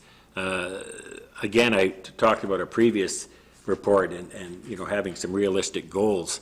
I was prepared to say no, no, no, no all the way down the line here, and not because they don't have some merit, it's just that there's just not enough information at this point in time, and I don't see us getting any by committee of the whole, so I won't be supporting this motion. Councillor St. Pierre? I'm in agreement with Councillor Beddoes. I think that if we went forward with this to a committee of the whole, we won't do as good a job. I think that if we had further information, even in the form of a draft, with more depth from staff, we could actually come to better decisions. I'm worried that some of these recommendations, which I think are very good, could be rejected simply because we don't have an implementation strategy in mind. We don't know how we would actually accomplish them. We don't know what they would cost. And we might just have them rejected because of that. Whereas I think that most of them have been very well thought out, and they're part of an interlocking strategy to get us to a destination. And we can't just start picking it apart willy-nilly, which is why I'd prefer for us not to do that. Like, we can certainly do that. We're all very clever. We could probably pick them apart. But I'd like an opportunity for staff to put this together as a complete and robust strategy, and then we can have a look at it. And I would love to do it in the committee of the whole where we can have a good discussion. But I'd rather not look at it in this form, because I think it will be ripped apart. Councillor Lajeunesse? Yeah, I must say that I agree with Councillor Beddoes and Councillor St. Pierre as well. I've looked at these and trying to run through all of the multitude of ramifications that we would create by implementing any of these plans. And I think, yeah, it's a discussion that could go on for weeks, just talking about all the different issues that we could create. And while I appreciate the intent of the recommendations, I just don't think they've been well thought out. And so I won't be supporting it. Okay. Councillor Bateman? No, that's good. Okay. How about that? All right, so we have a motion that's been moved and seconded. We've heard different sides of that, so I'll call the question. All those in favor of postponement? Anyone opposed? Councillor St. Pierre, Councillor Beddoes, Mayor Tate, Councillor Lajeunesse opposed postponement, so that fails. So I will look for a different motion. Councillor Beddoes. Yeah, a recommendation that council direct staff and the Climate Action Committee to complete the draft climate action strategy for presentation to council. Second. That's been moved and seconded. Would you like to speak to it, Councillor Beddoes? No, I put my microphone on. I think the Climate Action Committee, tempered by staff, I think can come up and give us something more to go on than what I have here. So that's all. Thanks. Okay, Councillor Bateman? Yeah, so as a second best solution, this is it. That climate action strategy, the draft framework that will be presented will include all of what Ms. Russell has produced, and in addition to much else that Ms. Crossfeld, no, Carol Feld will, closer but not there yet. Yeah, so. Councillor St. Pierre? I was hoping to entertain a friendly amendment, so at the end for presentation to an upcoming committee of the whole. So strike out council and put committee of the whole. Would So that be acceptable to the movers? No, that's not friendly. That's not friendly? No, That was- definitely not. We're going to look That was for a aggressive and mover. nasty. You're moving that as an amendment, committee of the whole. Do I have a seconder? That's moved, seconded by Councillor Logans. Committee of the whole and regular councils are two entirely different types of meetings, therefore not friendly. All right. All right? But on the amendment, questions on anything on the amendment? All those in favor of the amendment? Anyone opposed? Opposed is Councillor Beddoes. That amendment carries. So the climate action strategy will come for a presentation to a upcoming committee of the whole. So on the main amended motion. All those in favor, please? And anyone opposed? Councillor Logans is opposed. Say why. Thanks. I'm not even sure, excuse you, I'm not sure what I'm voting on, I missed that. I'm voting, it's the main amended motion. On the screen. So we made an amendment to change it to committee of the whole. I didn't see any speakers, so I went straight into calling the question. Nobody likes to meet past 11. We have an agenda to get through, so that's what I'm doing. I'll do it again then. All those in favor of the main amended, okay, yes? Yes, you may comment, and then we'll redo the vote. I am voting against that because I don't want to see a piece of this in the strategy at all, but I do support that it's going to committee of the whole. Okay, so I will now, anything else, anyone? So I'm going to call the question on the main amended motion. All those in favor? Anyone opposed? Councillor Logans is opposed, that carries. Okay, moving along. 12.7, 2022 to 2026 5-year financial plan update. 12.6, oh, pardon me. Climate Action Committee, CAC recommendation, the Climate Action Plan and the Sooke Nation. Let's hear from staff first. Go ahead. So, I said I'd take this on. So this was a recommendation by one of our members, Alicia Tinlin-Jones. She's a nurse practitioner with a long history of working with the First Nations on the West Coast. She's focused in particular on climate justice. And she and the committee itself believe it's important to engage with the Sooke on the Climate Action Plan and wanted to formalize it in this resolution. It's well understood by the committee that the district has a remarkably effective, collaborative, and truly living memorandum of understanding relationship with the Sooke, and that the Sooke and Sianu input would undoubtedly have been sought and will be sought. So on a related note, the Sooke Solar Energy Manager, Andrew Moore, made a presentation to us at the last CAC meeting, and he recommended that the Climate Action Plan begin with a contribution by Sooke Elder Shirley Alphonse, a blessing, a poem, a story of some kind, and this would be a prelude and scene setter for the rest of the document. So we can either make that recommendation tonight, or we can await receipt at the Committee of the Whole of the draft Climate Action Plan and make the motions at that time. So I guess a question to our corporate officers, given that the other motion is passed, going to committee of the whole, and then this one is talking about that plan, which we haven't seen yet. So part of me feels this is a bit early because I don't know what it says. So I don't want to say we kind of need to adopt it and then decide. So I just think this is early. So what is the best way to deal with that? Because the committee of the whole recommends to council, and there's a two-stage process there. I don't know when that committee of the whole is even going to be, so I don't want to say this date. So can we maybe just postpone this report too? Okay. Councillor St. Pierre? I was just thinking that if it's meant to be as a living document and actually get potentially feedback from the Sooke, that would be better before we actually go too far into the document. But I think we should also have something endorsed as opposed to, here's a draft. Psych, we haven't adopted it yet. I think, in the essence of time, which is important, wouldn't it be better to actually have something real that council has signed their name to as opposed to a draft that I may not even support and I have to pitch it at an MOU meeting? If we've already adopted it, what's the point of choosing? But we haven't adopted it. Our previous motion was that staff are going to produce something to come to a committee of the whole. May I complete this thought? I believe that we should get feedback from the Sooke before adopting the document. Otherwise, we're not actually really asking for their participation or feedback.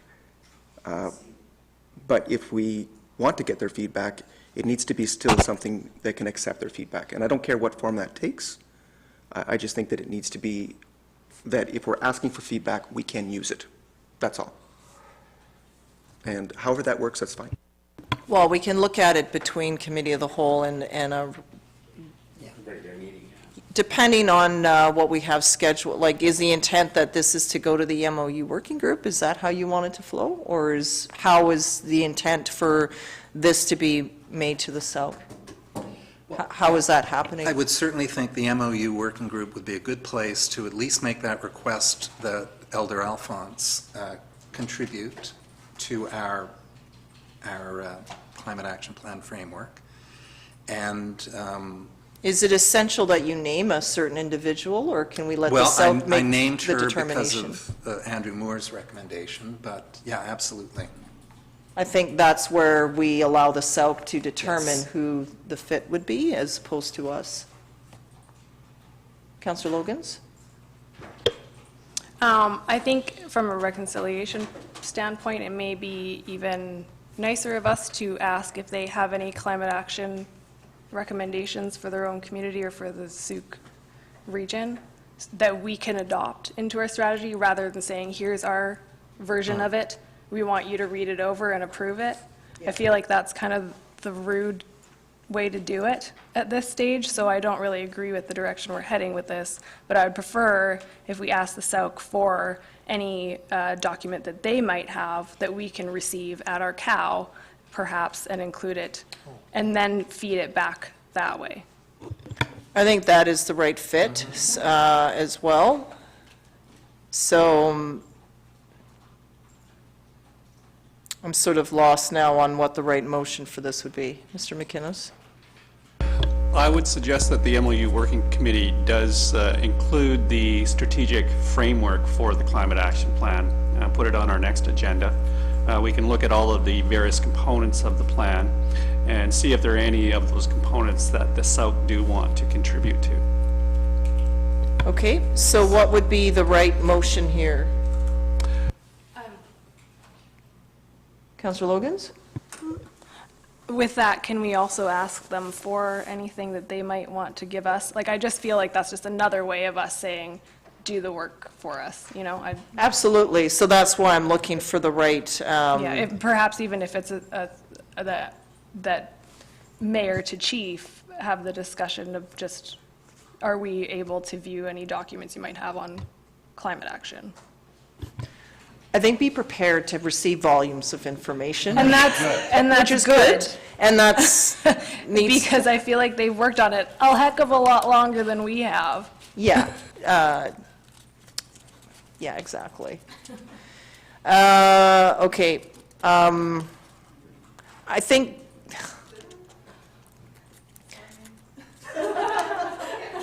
I don't know, I'm struggling with emotion because I completely agree with Councillor Logans on this, that, like, I just feel that there needs to be something going back to the CAC group, just from a point of reconciliation there, and it's kind of like, what in particular, you know, like, I don't have, it's still not clear to me what documents I'm asking for, when so much of what we have is dialogue together. So I'm struggling with emotion on this completely, actually. Do we need one? I think you can just be cheap to. Yeah, so do I. I think we're wasting your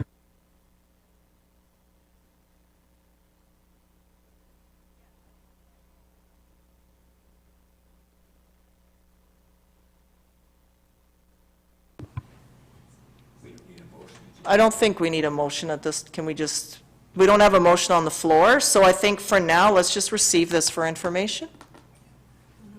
A motion to receive the CAC recommendation for information. So I'll move now. Moved by Councillor Bateman, seconded by Councillor Lajeunesse. Sure, I'll speak first. but I'll recognize the mover. I just wanted to state that the Climate Action Committees was not, the intent was not to hand over a document, it was to share a work in progress and seek collaboration and, yeah, so just to be clear, thank you. Okay, the seconder, Councillor Lajeunesse? Yeah, I think that makes sense, but we're not there yet. Councillor St. Pierre? I was wondering if we could actually include or have a second motion that would include what Mr. McInnes was suggesting, which was having the climate action framework presented at an upcoming MOU? Because that would at least mean that this wouldn't be lost. Okay. So we'll do a second motion, so I don't have to get into amendments, okay? So all those in favor of receive for information? Thank you, that's unanimous. And then the next one, that the climate action plan / climate action framework be presented at an upcoming MOU working group that the District of Sooke hosts. I'm just adding that in because we go back and forth putting together agendas and so forth. So it'll need to wait till we host.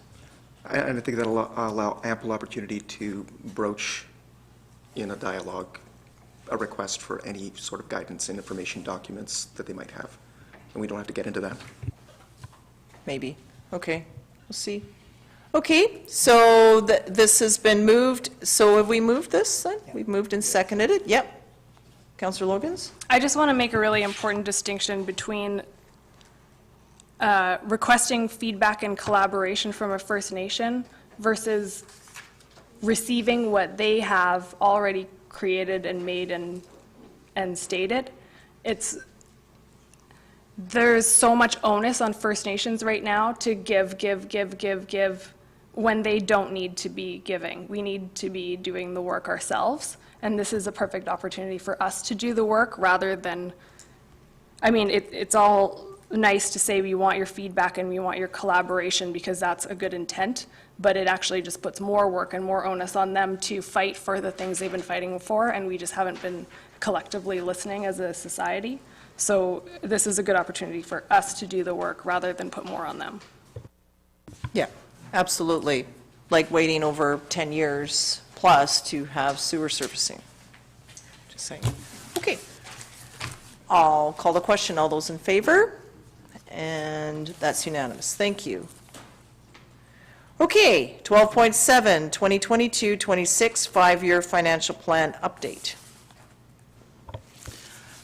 I don't really have a formal presentation to add other than I just wanted to provide an update to the views on the YouTube page, which is up to 204 views of the open house / budget engagement video.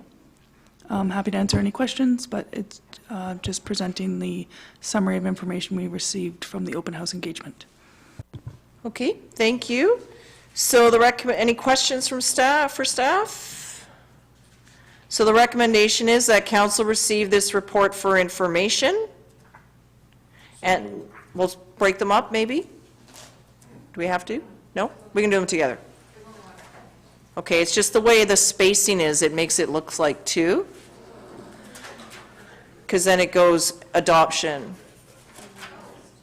So can they be read together? Sorry, Your Worship, those two on the staff report have been blended together under this item, and they should actually be for the first item under bylaws. So if we could just do receive for information on this one, and then item 13.1 is actually adoption of the bylaw. Okay, got it. All right, so the council receive for information, moved by Councillor St. Pierre, seconded by Councillor Lajeunesse. Discussion? Nope. Discussion? Nope. Comments? Comments? Seeing none, all those in favor? And that's unanimous. Thank you. Okay, so 13.1 is the 2022 to 26 financial plan bylaw 835 2021. Anything further, staff? No. Okay, thank you. So the recommendation is that council adopt the bylaw cited as 2022-2026 financial plan, bylaw number 835-2021. Moved by Councillor Bateman, seconded by Councillor St. Pierre. Speaking, Councillor Bateman. Well, just to note the fact, I think December 13th is the earliest ever in district history, so congratulations to staff and to all of us. Councillor St. Pierre. Any other comments? Question I have for staff is, through our deliberations, council expressed some ideas and concerns. So, and I note that I heard, anyway, staff hear you, recapturing this. But we didn't make recommendations, direct this and direct that and direct this. So my challenge is, as we roll forward, sometimes I'm like, hey, why is this happening? And it's like, well, There was no motion. So now what? So one of them, for example, is, I don't feel we should create a permanent position until a number of things have occurred, and it was noted and referenced by staff, but there's no motion there. So how do I know that that is going to be the action that's taken? Great question, Your Worship. It's a matter of trust, but people around the table, there may be, when the 9 months of the internship program is up, there may be different people around the table. So it's a great question. I just think at this point, perhaps a recommendation now, subsequent to adoption of the bylaw, to reinforce that may be in order. Okay, so because we have a motion to adopt on the floor, maybe I should have asked that question prior, so can I postpone that and make a different motion? Can I park that for within this meeting and just make a different motion? So are you intending not to adopt the bylaw then? I'm fine to adopt it tonight, but I do want to test a motion. So I think you would be fine to proceed with the motion that's on the floor now and then make a subsequent one if you were comfortable with that. Okay, so that means I won't be supporting adoption. And that's fine. We could also postpone consideration of this one until after a subsequent motion, if that. Yeah, it's clunky, but that's, because we have no way of knowing if subsequent motions, this is adopted, it's the one that goes ahead. Any subsequent motion could be defeated, in which case, that may influence, but I can't go back in time. So that's where sometimes I've seen if something's just been moved slightly within the meeting. So that's what I'm wondering about. Yeah, you could make a subsidiary motion to postpone consideration of this motion that's on the floor. Okay, so I would like counsel then, there's a motion that I would like to test, and I would like to know if I could postpone this until my other motion is read in and discussed. Huh? Well, if it fails, it fails, but then that'll influence whether or not I adopt the budget. So that's what I'm looking for, is a motion to postpone the vote so I can make a different motion. Yeah, I'll move that. Okay, so moved and seconded, all those in favor? And that's unanimous, thank you. My motion that I would make is that council direct staff to hold off the hiring of a permanent climate action coordinator until the committee and council has had until council has had an opportunity to review the findings of the interim position and finalized a climate action strategy. So that is the motion I'm making, and I'll speak to it if there's a seconder. Seconded by Councilor Lajeunesse. Thank you. So in our budget deliberations, we discussed hiring a permanent position, and I said that I was fine putting the funding towards it, but I am not comfortable establishing a permanent position until I understand more of what the position's intent is. I hear pieces around climate accounting, which makes me think maybe we need somebody in finance. I hear that we are not informing the committee or even the community of our work. So then I think maybe we need someone else in communications. I hear a lot of good work that our staff is doing, and I know that they're doing, but they're also very busy. So maybe someone needs extra support in a particular department instead. And so until I understand more of what we're trying to accomplish, I don't know that hiring and establishing a whole service at this point is the right thing to do, because I don't have that information. I recognize that funding has been set aside with it, and I'm okay with that, so we don't have to find it later, because it may be the case where it's all going to roll around just fine. I'm challenged sometimes trying to understand what is coming from the committee versus what we've already adopted and how it's all planning together. I get that there's a climate urgency on here, but at the same time, I have to answer to what we're doing, and I'm not able to fully do that right now. So I'm not comfortable establishing a service until we as a council have given that directive to do so. And so this is where I appreciate where Norm and our staff is, but our staff has grown, and when they get resolutions, they go with it because that's what they want them to do. So then even to interject later and say, well, what about this or that I said? Well, that wasn't the resolution. The resolution is what stands. So that is why I'm looking for this, because I'm not comfortable with that right now. Ms. Gray. Just to clarify, if we're still supportive, if council's still supportive of leaving the original climate action money in the budget? Yes. Okay. Just I'm because fine that with that. would change the numbers and the financial plan bylaw, so. No. I don't want any of that to come out because we need to know what it would cost, so at least we can inform the public that is, but it's just, what are we trying to do here? And is that the right fit? I don't know that, because sometimes when I hear about, I think it's, like I said, is it someone in accounting we need instead? Is it a clerical position somewhere? Is it communications somewhere? Or is this the right fit? I don't know that, because there's just too many pieces. So that's why I'd like to put this forward. Seconder, Councillor Lajeunesse. Yeah, there's quite a few things happening here. There's also ECDEV, and it could end up being a planning position. And what is the CRD doing? Like, we need to coordinate with them on some level, I would think. Thank you. Councillor Beddoes, then St. Pierre.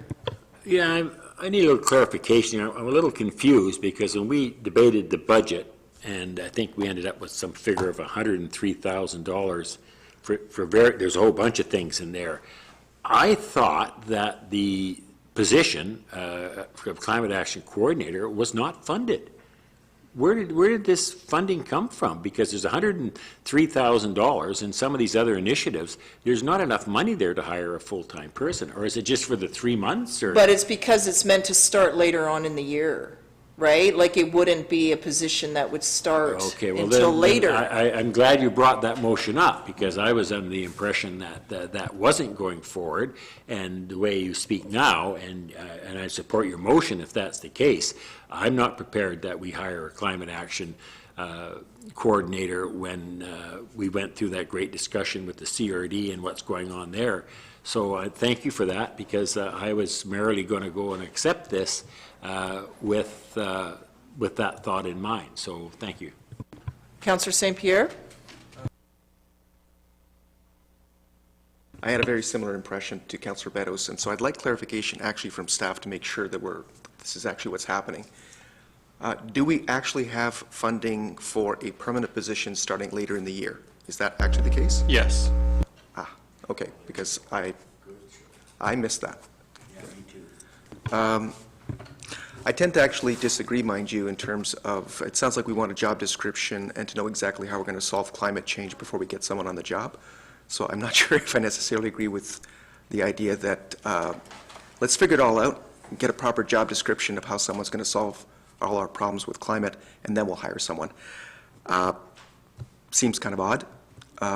I think that if we have an agreement from staff that this is the direction things are going to go, then chances are the growth the non-market growth will probably go towards a climate coordinator too, because that might be first on the list, and maybe we can just trust in that. But I still don't expect a job description to make everyone happy, because that's just nonsense. We just don't know how we're exactly going to get there. It could be through economic development, as Mr. McInnes has suggested, and Ms. Wilkes was a great choice for that, doing ECDEV and sustainability. It could be through communication. It could be through planning. I have no clue.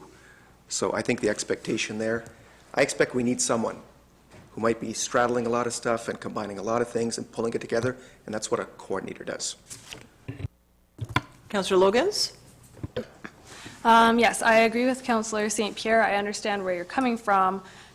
From a budget perspective, the money is there to assist with the task, which is climate action.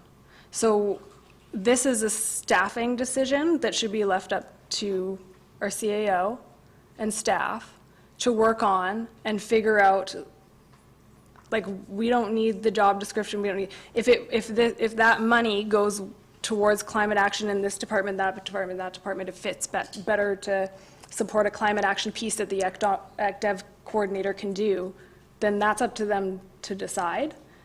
I think our job is to say the money is there to work on climate action, which we have done, and then staff can decide, okay, it's better if this person has, 10% allocated. It could go, that fund could be split into several different departments. It's up to staff. It could be, but that wasn't what was proposed. It was a new Right, position and a new service. And I'm not comfortable establishing a new service when other service areas need attention. Right, okay, well, it sounds like you. I do have it. Councillor Bateman? It's not our decision. So naturally, I'm a little disappointed. And, this, I don't know where that climate action is on that document up there, strategic plan, but we did promise to respond to climate change boldly, demonstrate leadership in climate action. I felt that was a major achievement, was to get that climate action coordinator position into the mix. And it's a major achievement thanks to Ms. Wilkie that we got Ms. Carol Feld over there. And she does have a work plan, and there is a job description, in fact, that it's, in fact, very explicit.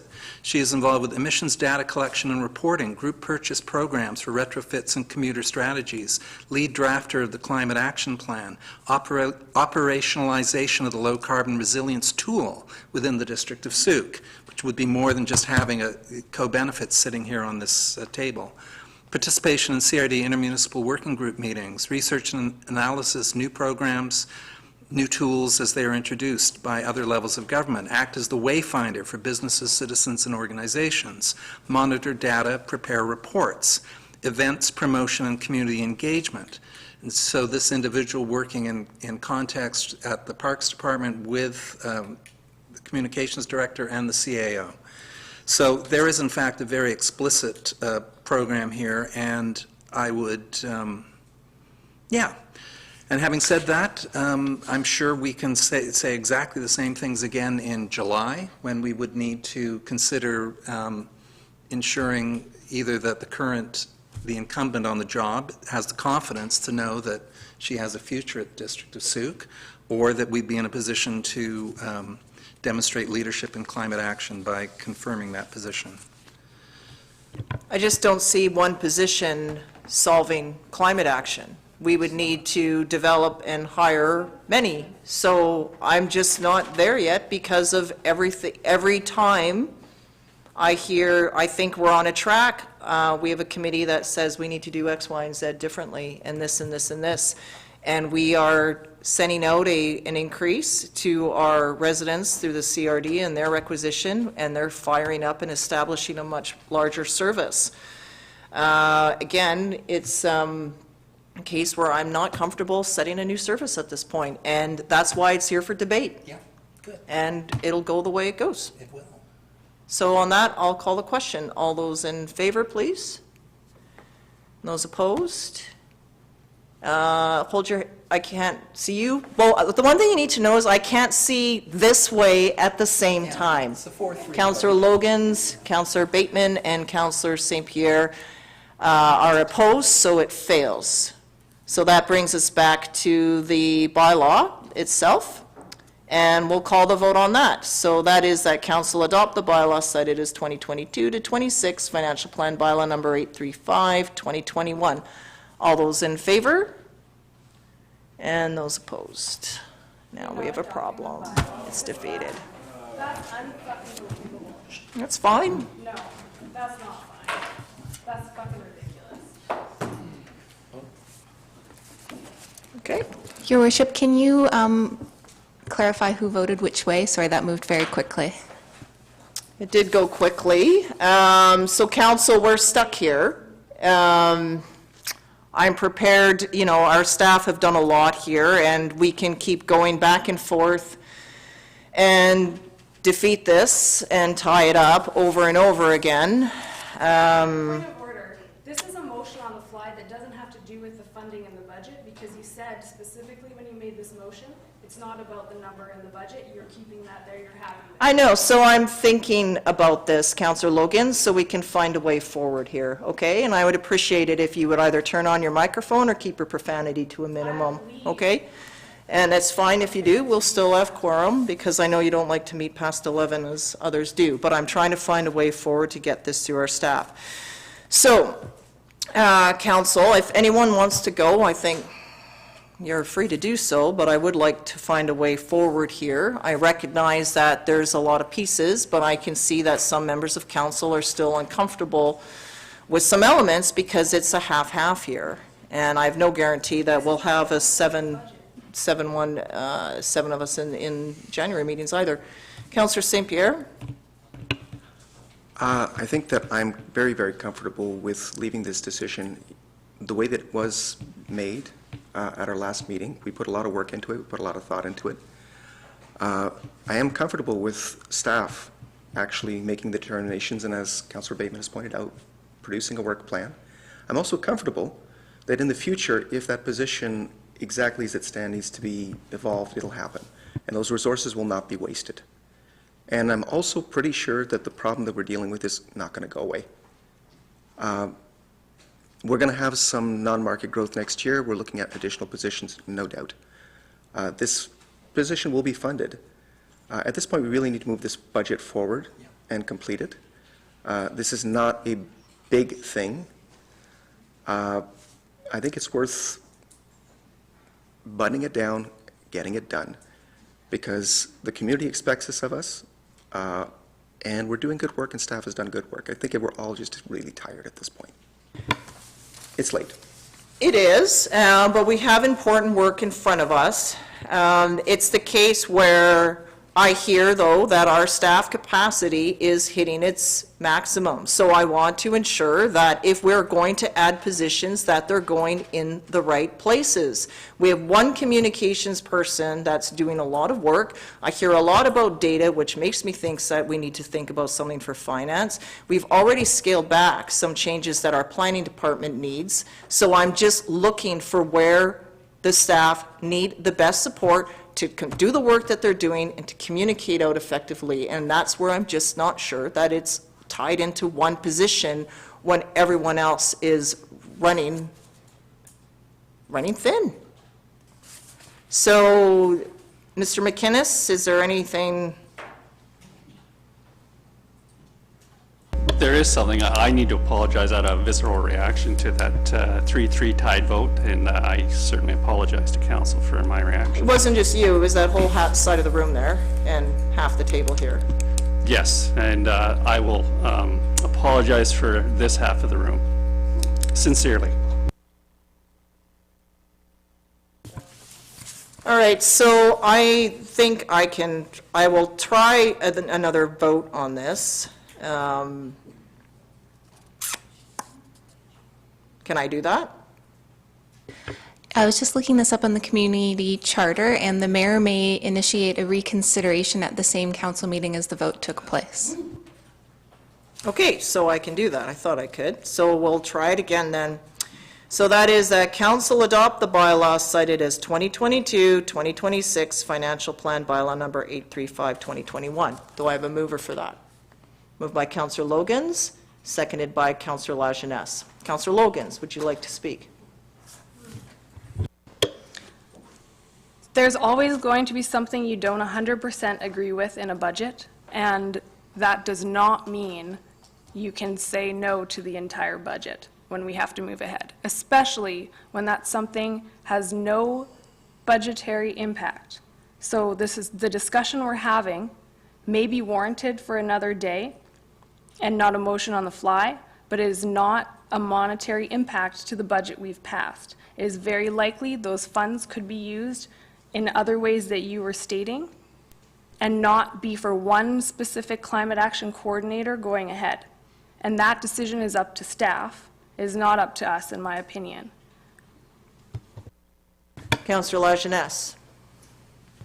Yeah, I guess I really don't want to throw the baby out with the bathwater on this one because there's too many good things in the budget that I just don't want to let go. So I'm prepared to change my vote.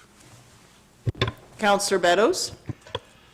Yeah, I'm still troubled about that climate action coordinator, but I will vote for it to pass. Staff's put a great deal of work into it.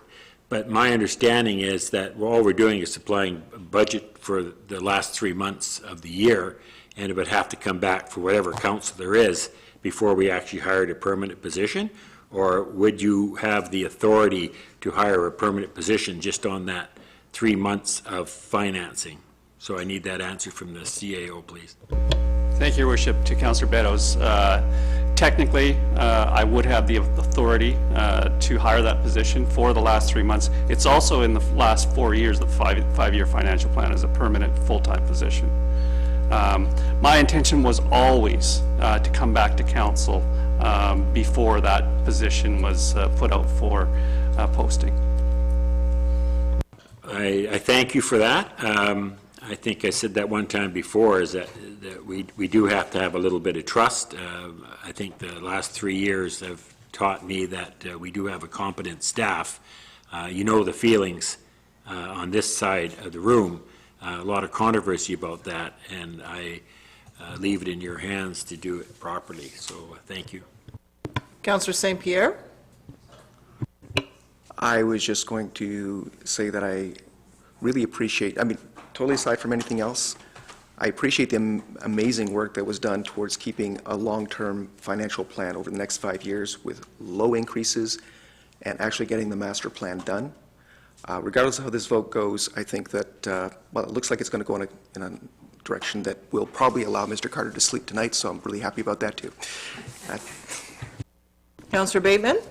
Yeah, so through you to the CAO, Mr. McInnes, I'm just curious, you review your organizational chart on a regular basis, right? And you will make decisions appropriate for the situation on the ground.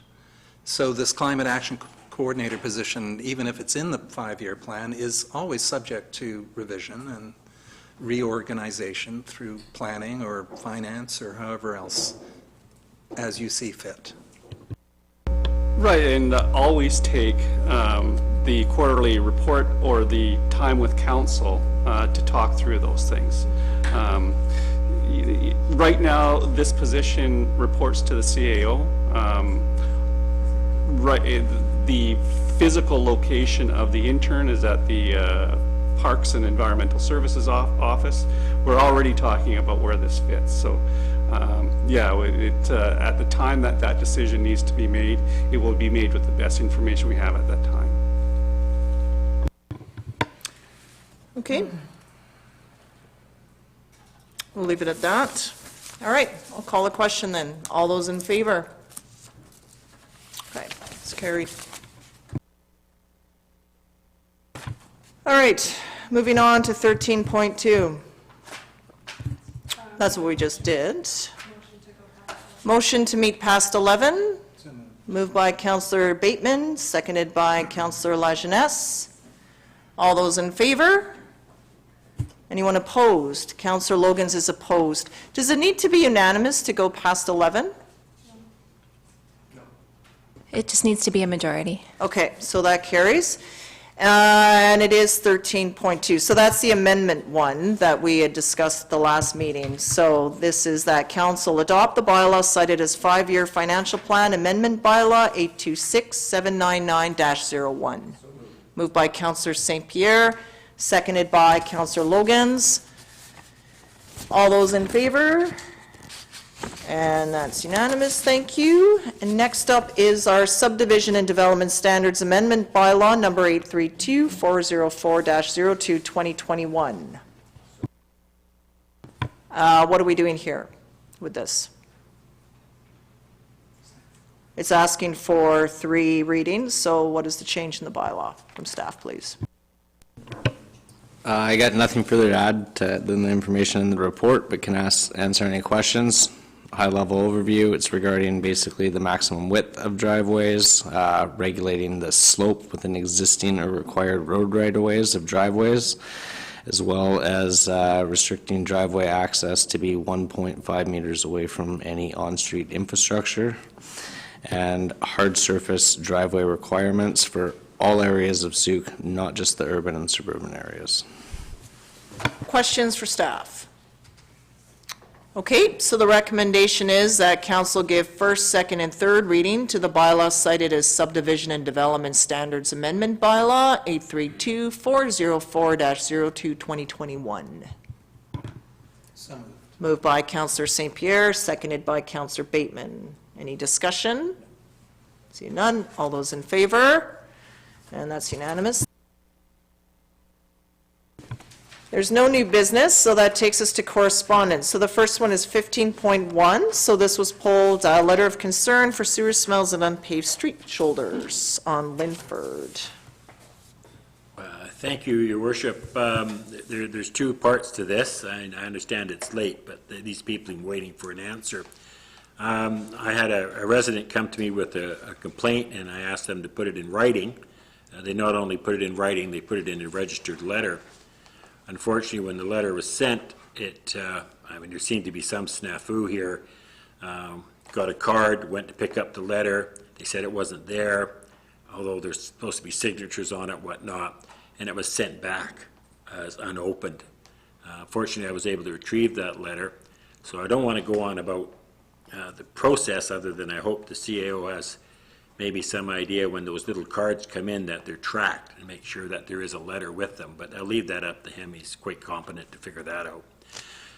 The only reason I wanted this brought forward is this individual in Woodside Estates was complaining about the sewage smell, and he's not alone. There's a good number of the neighbors that are upset about it, and of course that's why I asked them to put it in writing. I've since learned Mr. Carter's going to be sending him a letter, if I'm correct, Mr. Carter, just explaining a few things. But with the sewer expansion in mind, I would hope that in the design that we could look into mitigating some of the sewage smells. It's not just a one-off. There's the farm there that is also complaining about it. So I just brought forward, so it is on staff's mind. It is and council is aware that there's a problem. I don't know what the solution is. That's up for the engineers and the technicians to figure out. I just want this brought forward for discussion. I don't need any resolution, just the fact that it's put into the council and they're aware of it. Thank you, Councillor Beddoes, for tracking it down. So I think at this point we'll receive it for information, and then our staff will be responding. So I think we can receive for information and direct staff to respond to the letter. Okay, I'm happy with that. Right, because we're hearing that it, has to be in a resolution. So I think that's what we need to do here, and direct staff to reply to the letter. Thank you. Okay, so that's moved by Councillor Beddoes then, and seconded by Councillor St. Pierre. Anything further from anyone? Seeing none, all in favor, and that's unanimous, thank you. The next one was from the Wounded Warrior Run that has been held in Sooke. So I just pulled this because they are looking for support for their event on February the 6th. So there's an invitation for us to meet them, and they'll likely be in touch for highway use permits or something of that sort. Ms. Gray? Thank you, Your Worship. I just wanted to add one piece to this, just to make sure council is aware of the full commitment being asked, is besides the $2,000 sponsorship, they're also asking for the road for signage, which I've confirmed with Ms. Moog is $700 per week, and as well the staff time involved to coordinate and manage all the signage and communications of that. So just wanted to highlight those couple pieces. Okay, so what are we looking to do here? So I believe they're asking for $2,000 as well as assist with the event. Right. Add it to the community calendar, which isn't a massive commitment, but it's the signage piece to rent that sign at $700 per week. Oh, I see, that's the highway sign. So maybe that could be our Okay, so I'll just open it up it's here for everyone to receive in terms of what are we comfortable doing here? We haven't even, we just kind of adopted a budget here, so I don't know that pledging this amount right off the bat when we need to look at all of our grant intake is one thing. I kind of missed that. I saw the date, and then there's the other piece around the signage. Councillor St. Pierre? What's our budget for sponsorships, and what's the normal amount that we generally offer in sponsorships? I think it's around $200. 200 or 200, isn't it? 500. So this is well beyond sponsorship. It is. So this is into community grants? It I is. just want to confirm that. So this is not actually within our existing process at all. Is that correct? Not for the grant amount. I think that's where we could direct them to the grant program, which may or may not be finalized by this particular event because of the timing of that. It likely won't be. Okay. So I was curious about that, and I was also curious, given the repeated mention of staff time, if staff believes it has capacity for this in terms of their commitment? I think it's the case we need to send this back to staff and just get a brief report on, we need more information to know what this impact is, and also even what road might be impacted with any work at the same time. Do you have a motion? I think it's just that council receive the correspondence and direct staff to reply back at a later date.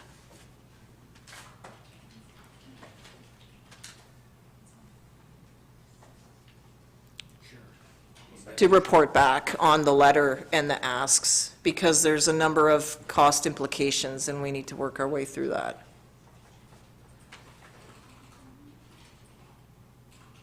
Okay, is that, you've moved that, Councillor St. Pierre? Okay, is there a seconder? Seconded by Councillor Logans.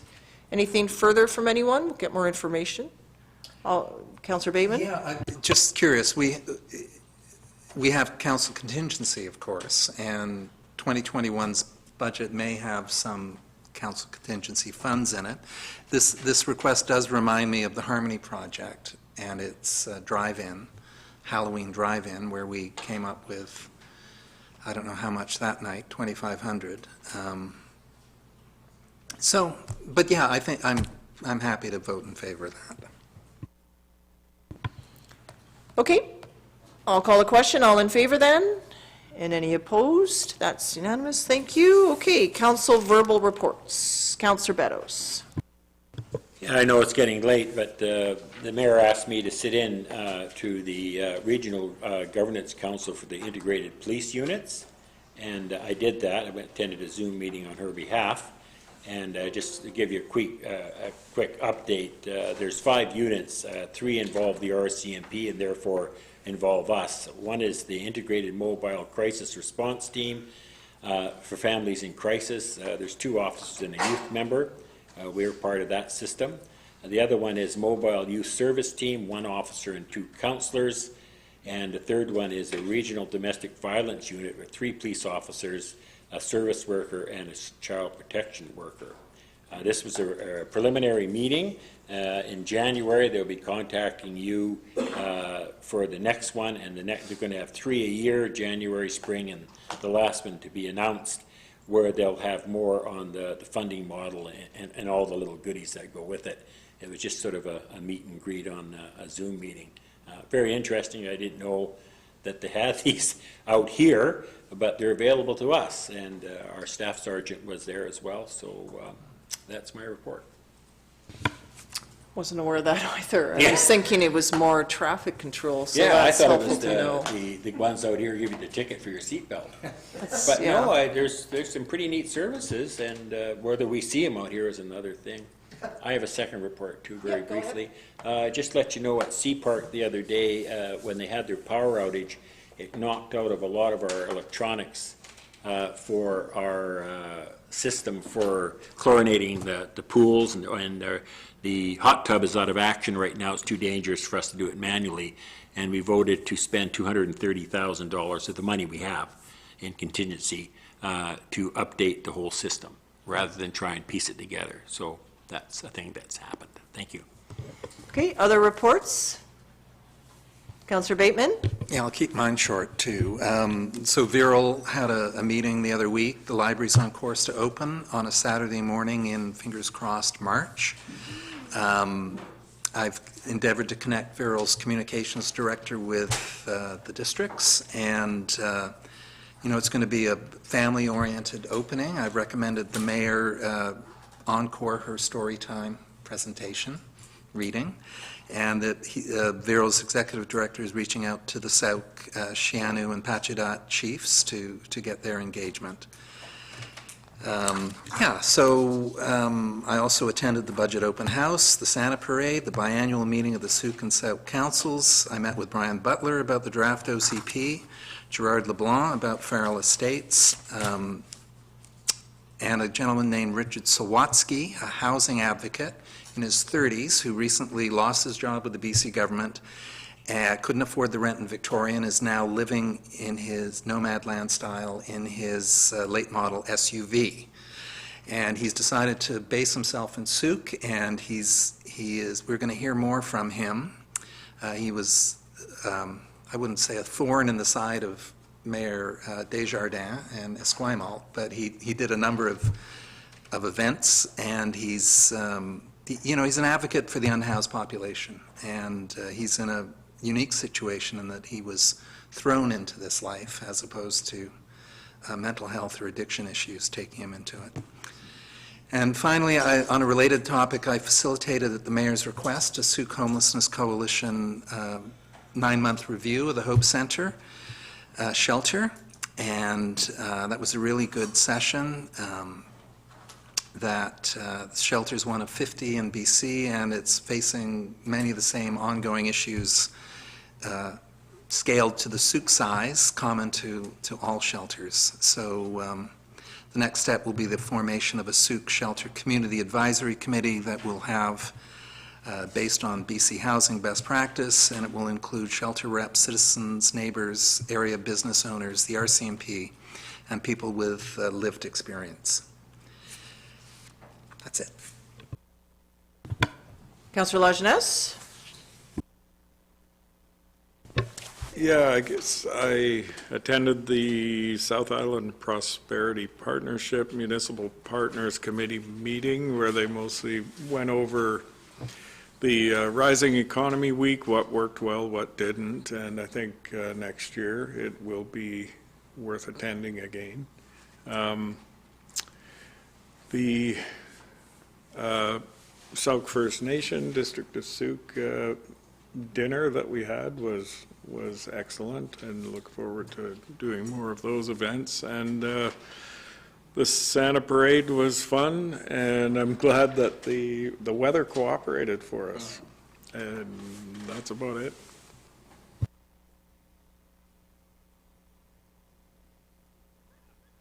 Good. Councillor Logans? No. Councillor St. Pierre?